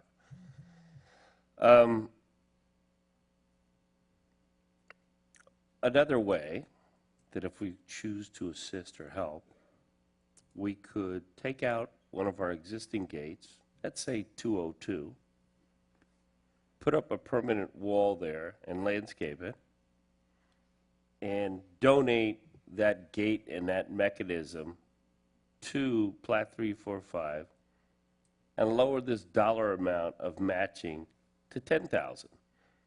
So if they did 10,000 and had to match 10,000, that's the largest it could be, they should be able to get that gate installed and get that work done in that scenario. I don't know what the wall's going to cost, but I wouldn't think more than $3,000 or $4,000 to put a wall up instead of having the gate there. But just another idea, suggestion, thinking outside the box. Thank you, Doug. Steve? Thank you, Mayor. You know, I think that I think everybody knows kind of where the genesis of this project came from originally. I think it's inaccurate to say that this benefits 345. It does benefit them, but it's a much bigger project than that. This project is not even brought to us by 345. It's really brought to us by the roads that surround 345, mostly the folks on 188. So they're the ones that get the real benefit of this, but it does benefit 345 as well. So it's a bigger project. It also is tied into some of the other actions that we have taken when we've closed some of the other roads. We've actually increased traffic on 188 and 185th, 186. So this is from the beginning. When we started talking about those gates, we understood that there was more work to be done. The most logical place to place this gate is on 190th, where we're talking about within the right-of-way of 345. You know, we could move it 20 feet north on the road, and then it's on all Southwest Ranches property, and it falls into exactly the same category as the gates that we put in over there on 199, I beg to 202. differ. It's a town line. That's part of the town. Either way, it's within our town. Either way, it's in the public right away, and either way, we would be paying the whole amount. It's for the benefit of controlling the traffic in our town. It's the same in both situations. And so I'm not in favor of the 50% match, but I understand that it's important for this council to, I believe, to move forward as much as a group as we can with this, because it's going to be, I think, you know, it came out of the idea to build this gate to control the traffic and assist the traffic issues that are around 188th and 190th. But at the end of the day, I think it's a good idea. I think it's a good idea to have a grant like this in place to do a lot of things in town that are more coming from the grassroots of our communities as opposed to just from this council. I am sensitive to the fact that it is specifically for homeowners and civic associations. You know, the reason for that is because, frankly, you know, we can't have individual residents coming up here and saying, you know, my driveway is a little too busy. I need you guys to fund a gate on my driveway. You know, that's just, you can't do it as an individual, you know, but it doesn't list the specific HOAs or civic associations there. If there's an area of town that has an issue that doesn't, you know, feel represented by the current HOA or civic association, you know, you could form one today and be active in 30 days. So it's not, it doesn't exclude anybody. Frankly, if there's a safety issue that just benefits one person in town, you know, that's tough to say that we need to do a safety grant for the whole town for. So, you know, it makes sense for it to be based on a homeowners association or civic group, and either ones that are here today or ones that need to be formed based on issues that might come in the future. My request is this: that maybe we consider a 25% match rather than a 50% match for the matching funds. It's just, it's tough on, you know, the majority of the HOAs and civic associations that we have in town are not traditional HOAs that really have the opportunity to go out there and you know, raise funds, serious funds. It's basically volunteer organizations that take out volunteer money. And so, so it's difficult for them to raise the funds that we're talking about for these types of projects that might come along. So, I actually, having thought about the match, and you know, there's a part of me that thinks it's valid to everybody put some skin in the game to show you're serious and to show that you're buying into this. It's not a free gift. So I recognize that, but I would like to see the match be 25% rather than 50%, Mayor. Thank you. Thank you, Steve. Gary? Yeah. Thank you, Mayor. Excuse me. Most of the questions that I raised have been answered in this revised resolution, and I'm kind of, you know, we're dealing with situations that may involve private property, and it's going to be very difficult for me to justify spending town funds on private property. And I'm using the 345 gate scenario just as an example. And that was one of the primary reasons why I was so invested in and still am invested in the matching funds, because I'm going to be hard to tell our constituents and residents that we put in a gate on private property that they can't use, they don't have access to, and only the homeowners that live in that area, and we paid for it. If we can say that they paid for half of it and they maintain it after that, I believe that that will be enough justification to consider that in the criteria for a grant, to award a grant for something like that. That's where I came up with the 50% mark when I originally spoke it a month ago, 2 months ago. And I'm pretty steadfast in that number because it really puts, it really makes it very serious for the homeowners organization to do that because they own it. After we build it, they own it. It's not a town gate like 199, 202, and 205. And I see Doug's point about pulling a gate and using a surplus gate, there may be something to that we want to look at. But we're basically buying the gate without the match, we'd be buying a gate for the HOA and then just giving it to them. And whether or not they take care of it, and all the ensuing maintenance and whatever goes on to that would be at their discretion. The town would have nothing to say about that after that. And so I'm kind of really steadfast on the 50% mark because it really, you have a lot of skin in the game, and you're really serious about maintaining it. And I'd like to see that preserved, if we could, because we're not talking about a wall with plants in front of it. We're talking about something that moves, and it's going to require probably a lot of money to build a gate. I mean, we're not talking about $3,000 beautification grant or something to that. And that was why I was, so adamant about that, and I still am. Thank you, Gary. Go ahead, Freddie. Yeah, when I first seen this, only thing that really concerned me was I didn't see who was responsible, and I talked to Andy and I talked to the attorney, and I felt that 3 is what I really want to see in there, and it would have to come back before the council to be approved. It just couldn't be done on the committee or something and everything. To vote for it, I would have to have that in there. And thank goodness it is, Freddie, and we agree with you with regards to that. Here's the issue that I have, and I understand the genesis behind this issue. People out there have been complaining about the traffic generated by 345 and the imposition that traffic generated as a result of having to go east, whatever direction that they go, and the impact.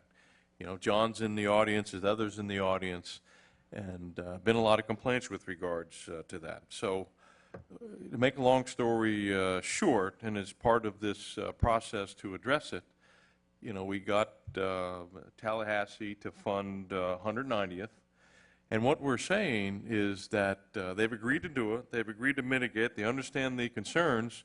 We'll take care of that, recognizing that we want to get this addressed as well, but yet we don't want to mitigate the concerns about creating another cut-through situation. That just doesn't make any sense to me. That's crazy. That's not fair. I mean, if that's the case, don't build 190th.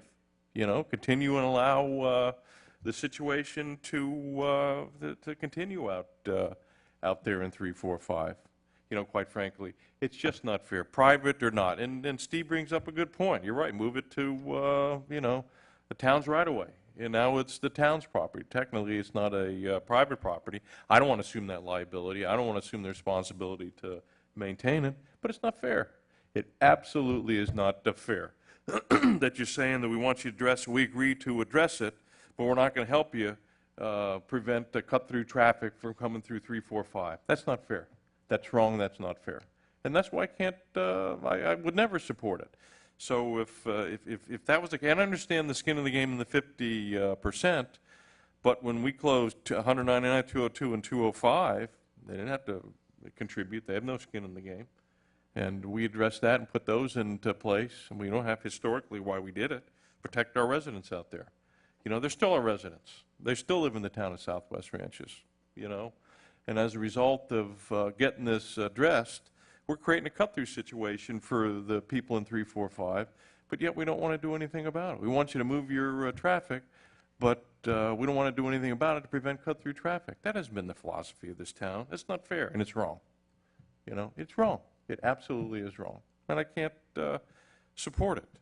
So, you know, from my perspective, the reason I supported it before, I think it is an appropriate mechanism. I think we have an obligation, responsibility, since they came up with a concession to move that traffic, create 190th so it doesn't impact the other areas. I think we have an obligation and responsibility to pay for it as well, and that's why I supported it. I just can't reconcile in my mind that they've agreed to address it. We've got a funding mechanism to address the construction of 190th, but yet we don't want to address the potential for additional cut-through traffic. We don't want to prevent cut-through traffic, you know, in 345. That's wrong. That's not fair. And again, I can't support it. If this is the only mechanism that we have, obviously I'll have to contemplate that. But under that scenario, again, after what they conceded to, it's just not fair. They're still our residents, whether you know, public, private, or otherwise. And Doug, listen, that's something that's interesting to contemplate. But the issue that comes to my mind, you know, where do you put the permanent structure? Because in my mind, I don't have any problems with a permanent structure out there. The only issue that I have, obviously, when it becomes permanent, a permanent structure, it is permanent. And there could very well be a situation where, you know, there is a potential for access for emergency scenarios or whatever. So I'm a little hesitant to support a permanent structure out there at this juncture. So that's my feelings, and I think that it's wrong not to protect them. They're still our residents. Give you another fix, Mayor. Go ahead, Doug. More than one way to skin a cat. Close off 54th, 57th, and 63rd. One way in and one way out. You don't need a gate, and the reason you don't need a gate is because nobody's going to go in there that doesn't belong in there. And the only exception on that scenario is there's 5 property owners at the back of 345 that aren't part of 345. Be neighborly. Allow those people that aren't part of Plat 345 to go down 190th to get in and out of their property. But you close off all 3 of those roads and make it like Rolling Oaks, one way in and one way out, your problem and your issue for your traffic is gone instantaneously. The potential, does that mean that we're going to pay to close those off? We're going to use, first of all, the South Broward drainage might want to open that whole section up and make it all canal. That's one option. Or you take the barricades that are sitting now closing that road and move them to those 3 locations and just leave it wide enough for a golf cart or a horse. We know what happens if there's any potential to move something. That's not going to last very long. The other issue I have, obviously, is people are always looking for an opportunity, a point of least resistance. And I can certainly see that over time, I suspect that you would, you know, figure out the routine that 190 they can't cut through.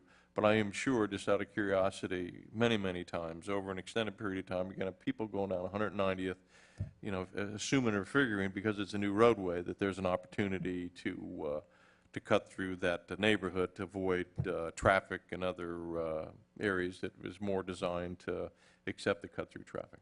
I just want to jump in legally. If we could please debate the resolution. The issues that you're bringing up are obviously very valid for the council, but it's a little off track on the resolution, and maybe you finish the resolution, then bring up the other discussion. Mayor. Steve. While I appreciate legal's comments, I do have to digress a little bit. Doug, you know, the method that you're proposing is really the method that we looked at for a long time. It's the natural way to do it, to be honest with you. It's a no-brainer. Well, it appears to be a no-brainer. But the problem is that there's no good place to close it off based on where the homeowners are in 345. It's not just that you include certain homeowners inside 345 that, you know, would be using 190th. It's that you would be excluding other members of 345 outside of that gate. And that's the real problem, is there's no place to put it. Plus, you have issues where it's half a town road, it's a mess, to be honest with you. We dug into that. I've been working on this thing for a long time, almost 15 years. I've turned this thing every which way but loose to try and figure it out. That way there, it appears to be the way to go. But I've turned it this way, and not just me. I mean, the homeowners on both sides have turned it. And you're either excluding somebody or you're including a whole shooting match of people that that aren't there. Where, if I may ask, where is the dilemma part, other than the 5 properties at the back that are not part of 3, 4, 5? That if you put at the bridge, in the middle of those bridges that cross over where the canal is, because that's where you would put those closures at, and on the second half of this, I would say, try that first, and if that doesn't work, we come with Plan B. But I would say that's the fastest, quickest, cheapest way to find out what they really need. Well, So unless we try something and tweak it, that would be the first shot to do it. So I'm not sitting here saying that's it in stone, but I say without attempting to try that first and see what we get and where it goes, and even put a traffic study out there. I don't mind spending the money on a traffic study related to the residents, but the fact of the matter is, let's try it the most sensible, quickest, logical way first, and then tweak it from there. But to just approve a grant that we're going to literally spend public money for private use, I got a problem with. I'm sorry. All right. Well, I should have listened to legal advice. I apologize. I'm not going to go into all the history of each of the properties there. I'll just say it's not as simple as what you're proposing. I would like to know. I think Doug, I respect your opinion, and I appreciate that you're straightforward and have expressed it. I think I understand your side. Gary, I think I understand your side. Mayor, I think I understand what you're saying. I also would prefer not having a match. Freddie, I'd like to kind of understand what your position is as far as the match. 50%, 25%, no match is necessary. I think that, and I'm sorry, Freddie, I apologize. I think what Freddie had said, his concern was, that this council have the approval to say yea or nay with regards to any of those requests. And I think Freddie's on record as saying that that's exactly, that's part of that language now. So he was satisfied. With regards to the match, I'm not so sure. Like before, there wasn't a match. Steve, what I would be against is the town paying for a gate. That's what I don't want to see, something in there. If they want a gate, fine, they would have to pay for it. But I don't want to see the town get in a position that somebody wants a gate to be a gated community, we're going to do that for them. I have no objection if they want to make 190th with the gate, but I think they would be the ones that need to fund the gate.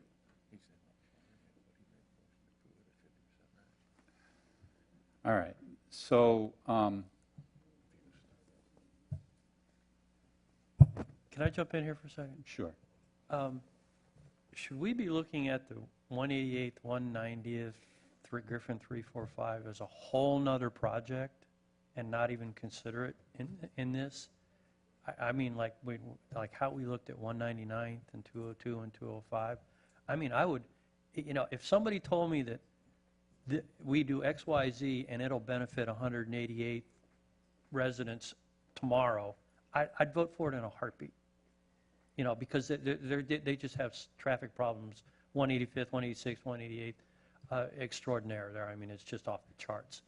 And, we're debating something, the implications are down the road, but we're up front right now with the resolution trying to iron out, how we would potentially do this. And I'm just wondering if we should just take that area out of the conversation or the mix and treat it separately and bring it back as a workshop, a discussion. Can we put a gate on the south end? Can we do that? Can we do that? Can I jump in there? Absolutely, Steve. I don't mean to interrupt. Yeah, no, but go I respect what you're saying. I'm going to say, I have been working on this and bringing proposals. I brought proposals to this council to solve this issue in a number of ways, and I've always been rebuffed to be able to do it. So I find it extremely, well, I want to go there. No, I would love to do, I would love to do that. Unfortunately, at this point, we're running out of time because we're getting about ready to pave that road. I would love to see a solution outside of this particular option of the grant and just do it. That was my original idea. That was what I was trying to push, and I kept getting pushed back to the point where I knew it was going to fail. So we're looking at other ways to do it. You know, I would love to do that. You know, you know, but I can't bring those people back to another workshop. I can tell you that much. We've had workshops for the last 15 years. I can't count the number of workshops we've had since I've been in office, and I can't pull them back for another. You know, we've worked on it, we've worked on it, we've worked on it. We came up with a number of proposals. All of them have been rebuffed. Now we're down to this one, and we've got to do something. We're about to pave that road. You know, if we want to have an internal workshop and talk about the details of what Doug is talking about, I'm happy to talk about it. I don't want to railroad this through. I want to do the right thing. But the option of punting at this point is we're past that. You know, either we're going to meet the needs of this community in that area, or we're not going to. Let's be bold enough to say, no, we've driven the traffic to your area, we're going to pave the road so you can go through the middle of it, and now we're going to let you handle the results of that. You know, let's be bold enough to say that. Let's not you know, clean it up and make it sound like we're interested when we're not. Okay? If we want to do something and we want to have a workshop in the next week and line this up and go over those things, I'm all for it. Let's do it. Let's solve this problem. Let's solve the problem. Let's not punt it. Let's not play games with words. You know, let's put off this vote for another 30 days or till the next meeting. Let's do it till the next meeting, and let's have a workshop in the middle and come up with a solution. I'm all for it. Mayor, if I may. Go ahead, Doug. I had 3 phone calls from residents in Plat 345 that said they would be in favor of closing off all 3 of those roads and not putting a gate until they see if they need it later. I had 3 residents call me and tell me that. As a matter of fact, they said they would prefer all 3 of those roads blocked off. Absolutely, Doug. I've had those same conversations. It just depends on where you live there. It's like anything else. It depends on where you live in that community, which option. If I were to tell you that this was 100% consensus in 345 to do the gate, I'd be lying to you. So I've never said that. That's an impossibility. You can't get 100% of anything anywhere. Exactly. But I would tell you, I think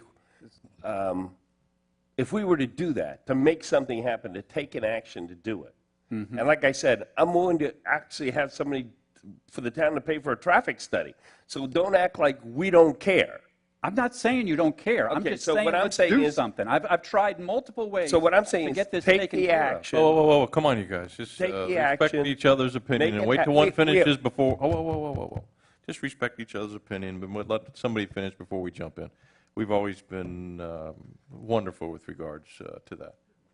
Steve, Okay. doesn't this resolution take action? It does. It does Okay. if we're I going to mean, do so it. we are. But what I is heard is you it a say- step in the right direction, right? It's a step in the right direction, but what I heard you say is that this is not the right way to handle it. Let's No, that's not what I was saying. Okay. If I implied that, I miscommunicated with you. What I was suggesting was that maybe we need, the gate on private property might be part of a larger overall plan. That's all I was suggesting, and it might be more palatable if we looked at it that way. That's all I'm suggesting, because a gate on private property is going to generate more controversy probably than less, even after tonight, if we approve this or we don't approve. You know, I just think that when we finally decide what projects get done, that's going to be a point of contention, that it's on private property. And that's why I was so adamant about the match. and, you know, the 50% requirement, because there's a lot of skin in the game, and they're going to take care of it, and, you know, and move on from there. I was just suggesting that maybe there's something else we can do, and you know more about it than I do. You've been at this, in this for quite some time, but I would be supportive of that if we had ancillary stuff and the gate in that area, and I'm just throwing that out there. This is a excellent first step, in my opinion, you know, to solving that situation. Steve, I- just I- respond, Mayor? I'll go to you, Freddie. Go ahead. I need to apologize. I got pretty worked up, but I've just been working on this so long that, you know, it's tough, it's frustrating, So I apologize if I jumped in, I apologize that I interrupt, you know, I just, I want to get this solved. I know you all Apology's want to not get it solved necessary. too. Relax. Freddie. Steve, are you objecting to just opening up, I mean, are you objecting to just open up 109th, go ahead and pave the road and just open it up? Absolutely, I'm objecting to that. I'm too. I'll go on the record saying the same thing. That's Yeah, not fair. We all did that. Okay. We already had that conversation. Right. You know, we put the barricades back in place until we finally found a solution. That was like 6 months ago or 8 months ago, whenever it was. So to me, that's not an issue. It's just a question of how we do this. Well, I mean, I appreciate that you said that, but I heard some other opinions. Doug, you want to jump in there? I mean, I heard other opinions that we open it up, we do a traffic count and see what happens. No. I don't think we agreed to close that after we paid. No. Well, we agreed until we had a solution to put the barricades back. I remember that. I don't. I don't think so. Oh, okay, then I misspoke. I wish we had. I misspoke. I know it was brought up and talked about, but I think. Yeah, it was just discussion at that point. There was no But I vote don't or think that we all agreed on that by any means. Okay, Mayor, I know I did. Go ahead, Keith. I've been asked to remind the council again, just for the record, that the item before you is a funding source. You don't have to actually ever give out these funds, meaning that if you do this grant, and even if you want to do the application and create a grant cycle, which will be totally up to the council, Griffin 345 could submit an application. It could not submit an application. Might approve it, might not. It could submit an application for the 3 closures that Councilmember McKay is referring to. It could submit an application for the gate. And then at that point is where you're going to have this full debate. We don't know what they're going to submit. And I just want that clear for the record. This is speculation. All we're doing now is approving or not approving a resolution that creates a potential grant funding source for any neighborhood, Rolling Oaks, Country Estates, 345, any of those associations that could come forward with an application to enhance their security. But the funding source is limited, 50%. So In the current when draft, this, when this initially passed, there wasn't any match. You're correct. Okay. That's, listen, like I said before, it doesn't make, those are our residents, a lot of complaints out there. They agreed to fix it.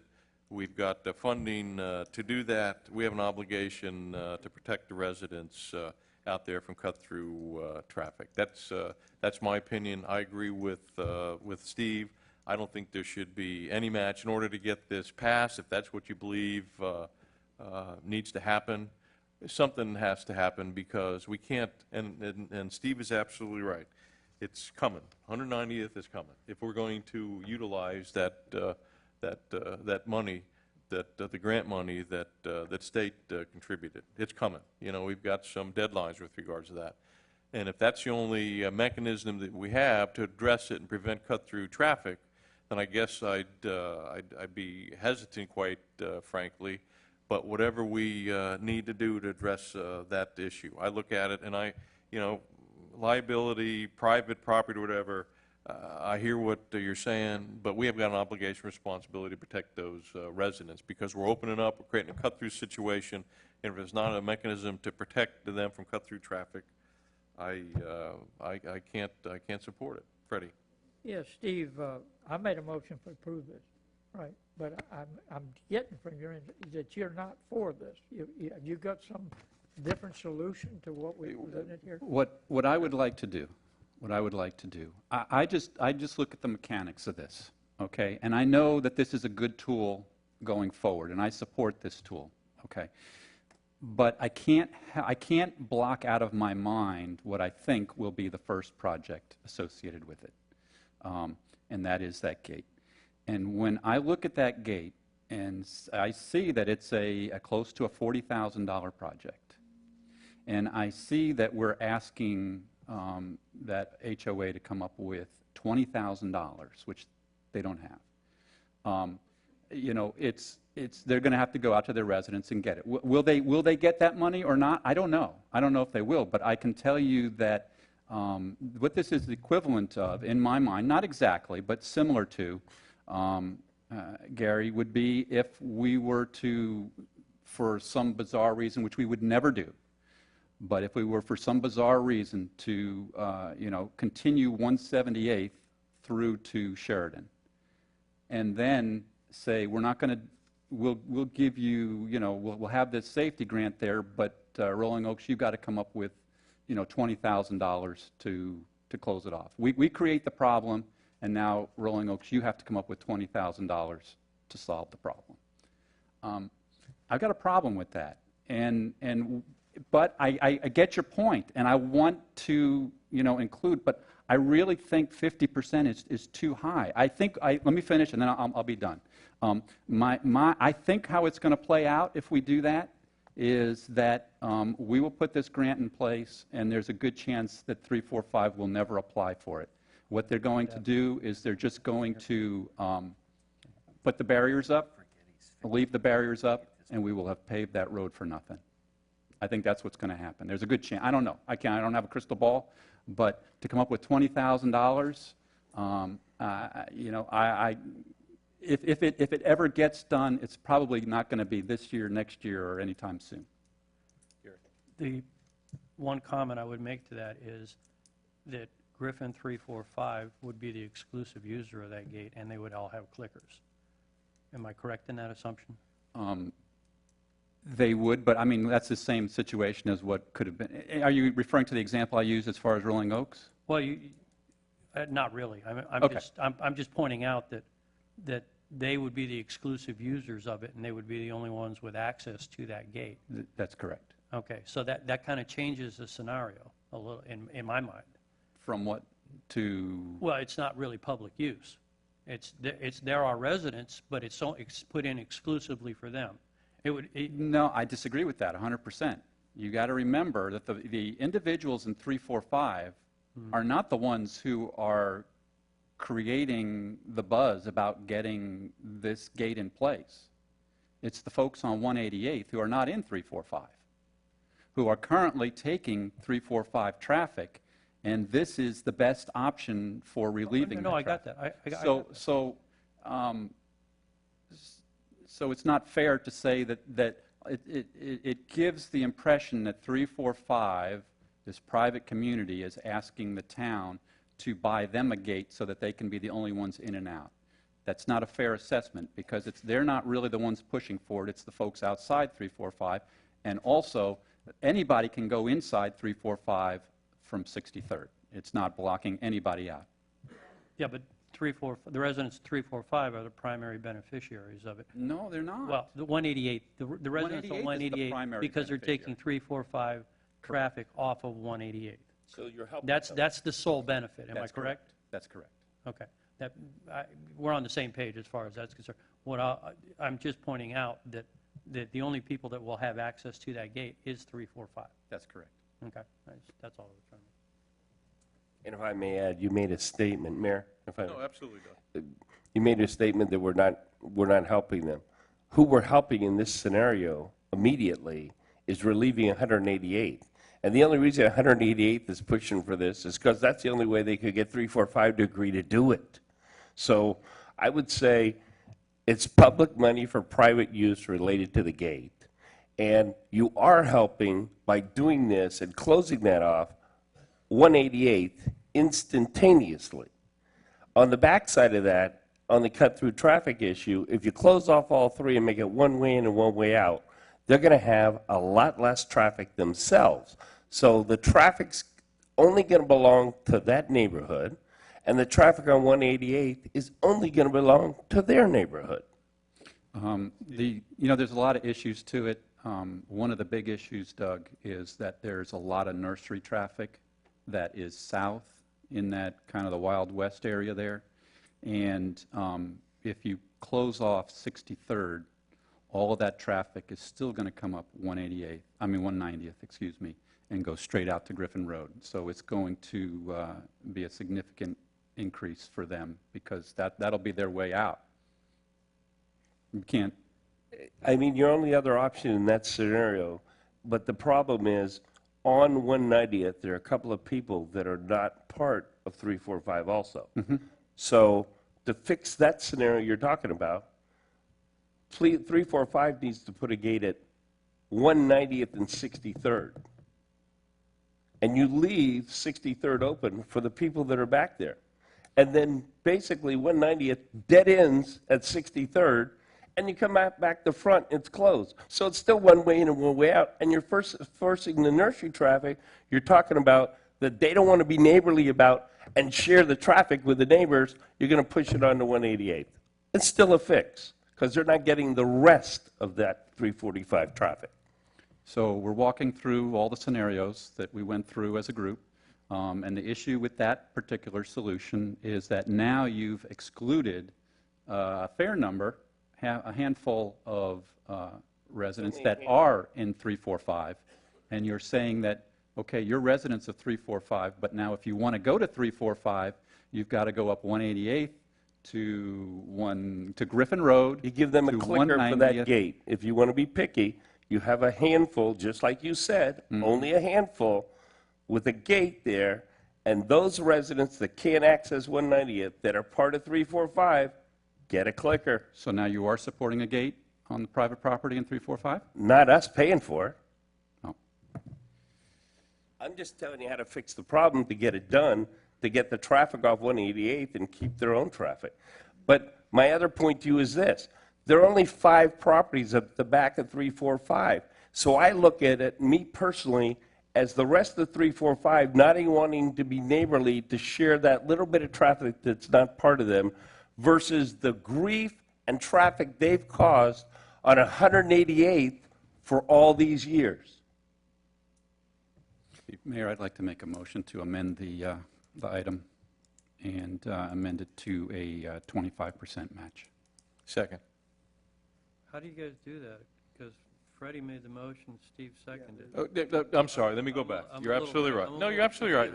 Right now we have on the floor, you're absolutely right. We have a motion to approve and a second to approve this resolution.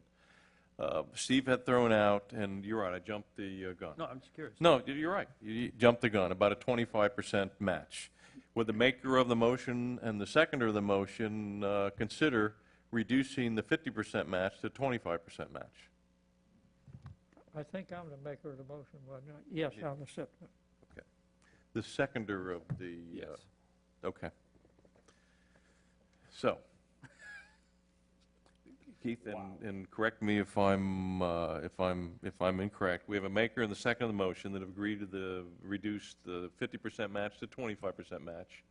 So essentially, we don't have a motion and a second. We need to...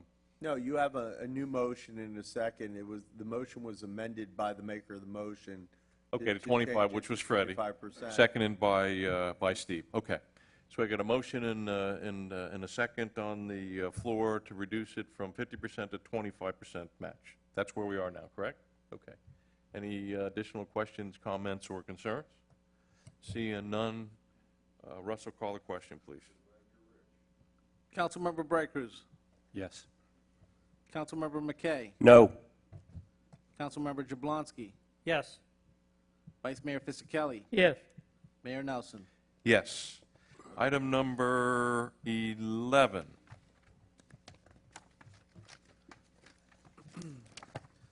Resolution of the Town Council of the Town of Southwest Ranches, Florida, approving a lease agreement and a maintenance contract with Toshiba America Business Solutions, Inc. for 3 copier printer scanners, providing for severability, providing for conflicts, and providing for an effective date. Who wants to explain this one? Do you want to explain this one, Andy Russell? It's a Certainly, Mayor. photocopier lease. Our current copiers that we have throughout the office are ending their term, and so this is seeking to replace those 3 copiers. And on top of that, if you take a look at the backup, it increased capabilities and a reduction, net reduction in what we were paying previously. An overall cost, correct. Okay. Counsel? Motion to approve. Second. Motion is second to approve. Any members of the public wish to comment on this item? See no public comment. Public comment is now closed. Again, we have a motion to second on the floor to approve. Steve, question? Not a question, just a comment. Just an acknowledgement, Russell, all the work you did on it, Andy, under your direction. Appreciate it. This is a wonderful thing here. Absolutely. Let's do better and have more capability and spend less. It doesn't get much better than that. Does not. Great job. Ditto. We ditto that comment, Steve. Thank you. Again, a motion and second to approve. Any additional questions, comments, or concerns, council? Seeing none, call the question, please, Russell. Councilmember Brighters? Yes. Councilmember McKay? Yes. Councilmember Jablonski? Yes. Vice Mayor Fisickelli? Yes. Mayor Nelson? Yes. Item number 12. Yeah, Mayor, if I may. Absolutely, Andy. This is in reference to a vacancy on the Fire Advisory Board. Vice Mayor Fisickelli's appointment resigned from the board, and under the new advisory board policy that the council passed earlier this year, we wanted to put on here the notice of the vacancy. And so certainly at this point, just by acknowledgement, the Vice Mayor is certainly entitled to make an appointment tonight or at a future meeting. I do want to turn it over to him, but I just want to kind of the ground rules are, we put the vacancy on here so that that vacancy can be filled at any point by the Vice Mayor. Thank you, Andy. Do you have anybody, Freddie, or would you like some time? We're just going to be a I've mechanism. I've asked two people so far. Doug and asked me, Vince yeah. Lavetti, try to find somebody. And the reason I'm trying to find somebody in Sunshine Ranch is this is one of the only boards we don't have a representative, and we try to equalize those boards. So I was trying to find somebody in Sunshine Ranches, but I haven't been able. If somebody could find somebody that We would appreciate it. we'd appreciate it, because we're just trying to make the boards pretty equal. Absolutely. And what this does, Freddie, gives you a mechanism to appoint somebody when you find somebody. That way we won't have to go through this formal Yeah. process again. Yeah. Yep, okay. Do we have a motion and a second? We don't need. No. I don't know, we needed one for that. We got nothing. We got nothing. So, again, we're just looking for a motion and a second while we don't have. No need. Oh, it's the appointment, okay. But don't we have to have some kind of a formal? The way that your ordinance reads is that Once we find someone. council member who has a vacant slot just needs to announce their appointment formally at the meeting. Okay. It's not approved by the Gotcha. council. Okay. Thank you. So when we find somebody, we'll bring it back. Absolutely. Just to make an announcement at the meeting, we'll confirm your appointment, Freddie. We'll keep our eyes and ears open for you, okay? That concludes item number 12. Item number 13, the approval of the minutes for the regular town council meeting on March 26th, 2015. Second. Motion and second to approve. Any members of the public, because you have seen some errors before and you brought it to our attention, want to make sure, see no public comment. Again, we have a motion and second to approve the minutes of March 26, 2015 regular town council meeting. Russell, call the question, please. Councilmember Brighters? Yes. Councilmember McKay? Yes. Councilmember Jablonski? Yes. Vice Mayor Fisickelli? Yes. Mayor Nelson? Yes, and I'm sure it is, that concludes all our agenda items, and I'm sure it is a consensus that this meeting is supported by everybody up here, and we adjourn. Thank you all very much. No worries, man. No worries, man. We're allowed, man. We're allowed. We're human. Good night, Mayor. I know how long. Always a pleasure. You and I will be amending that document.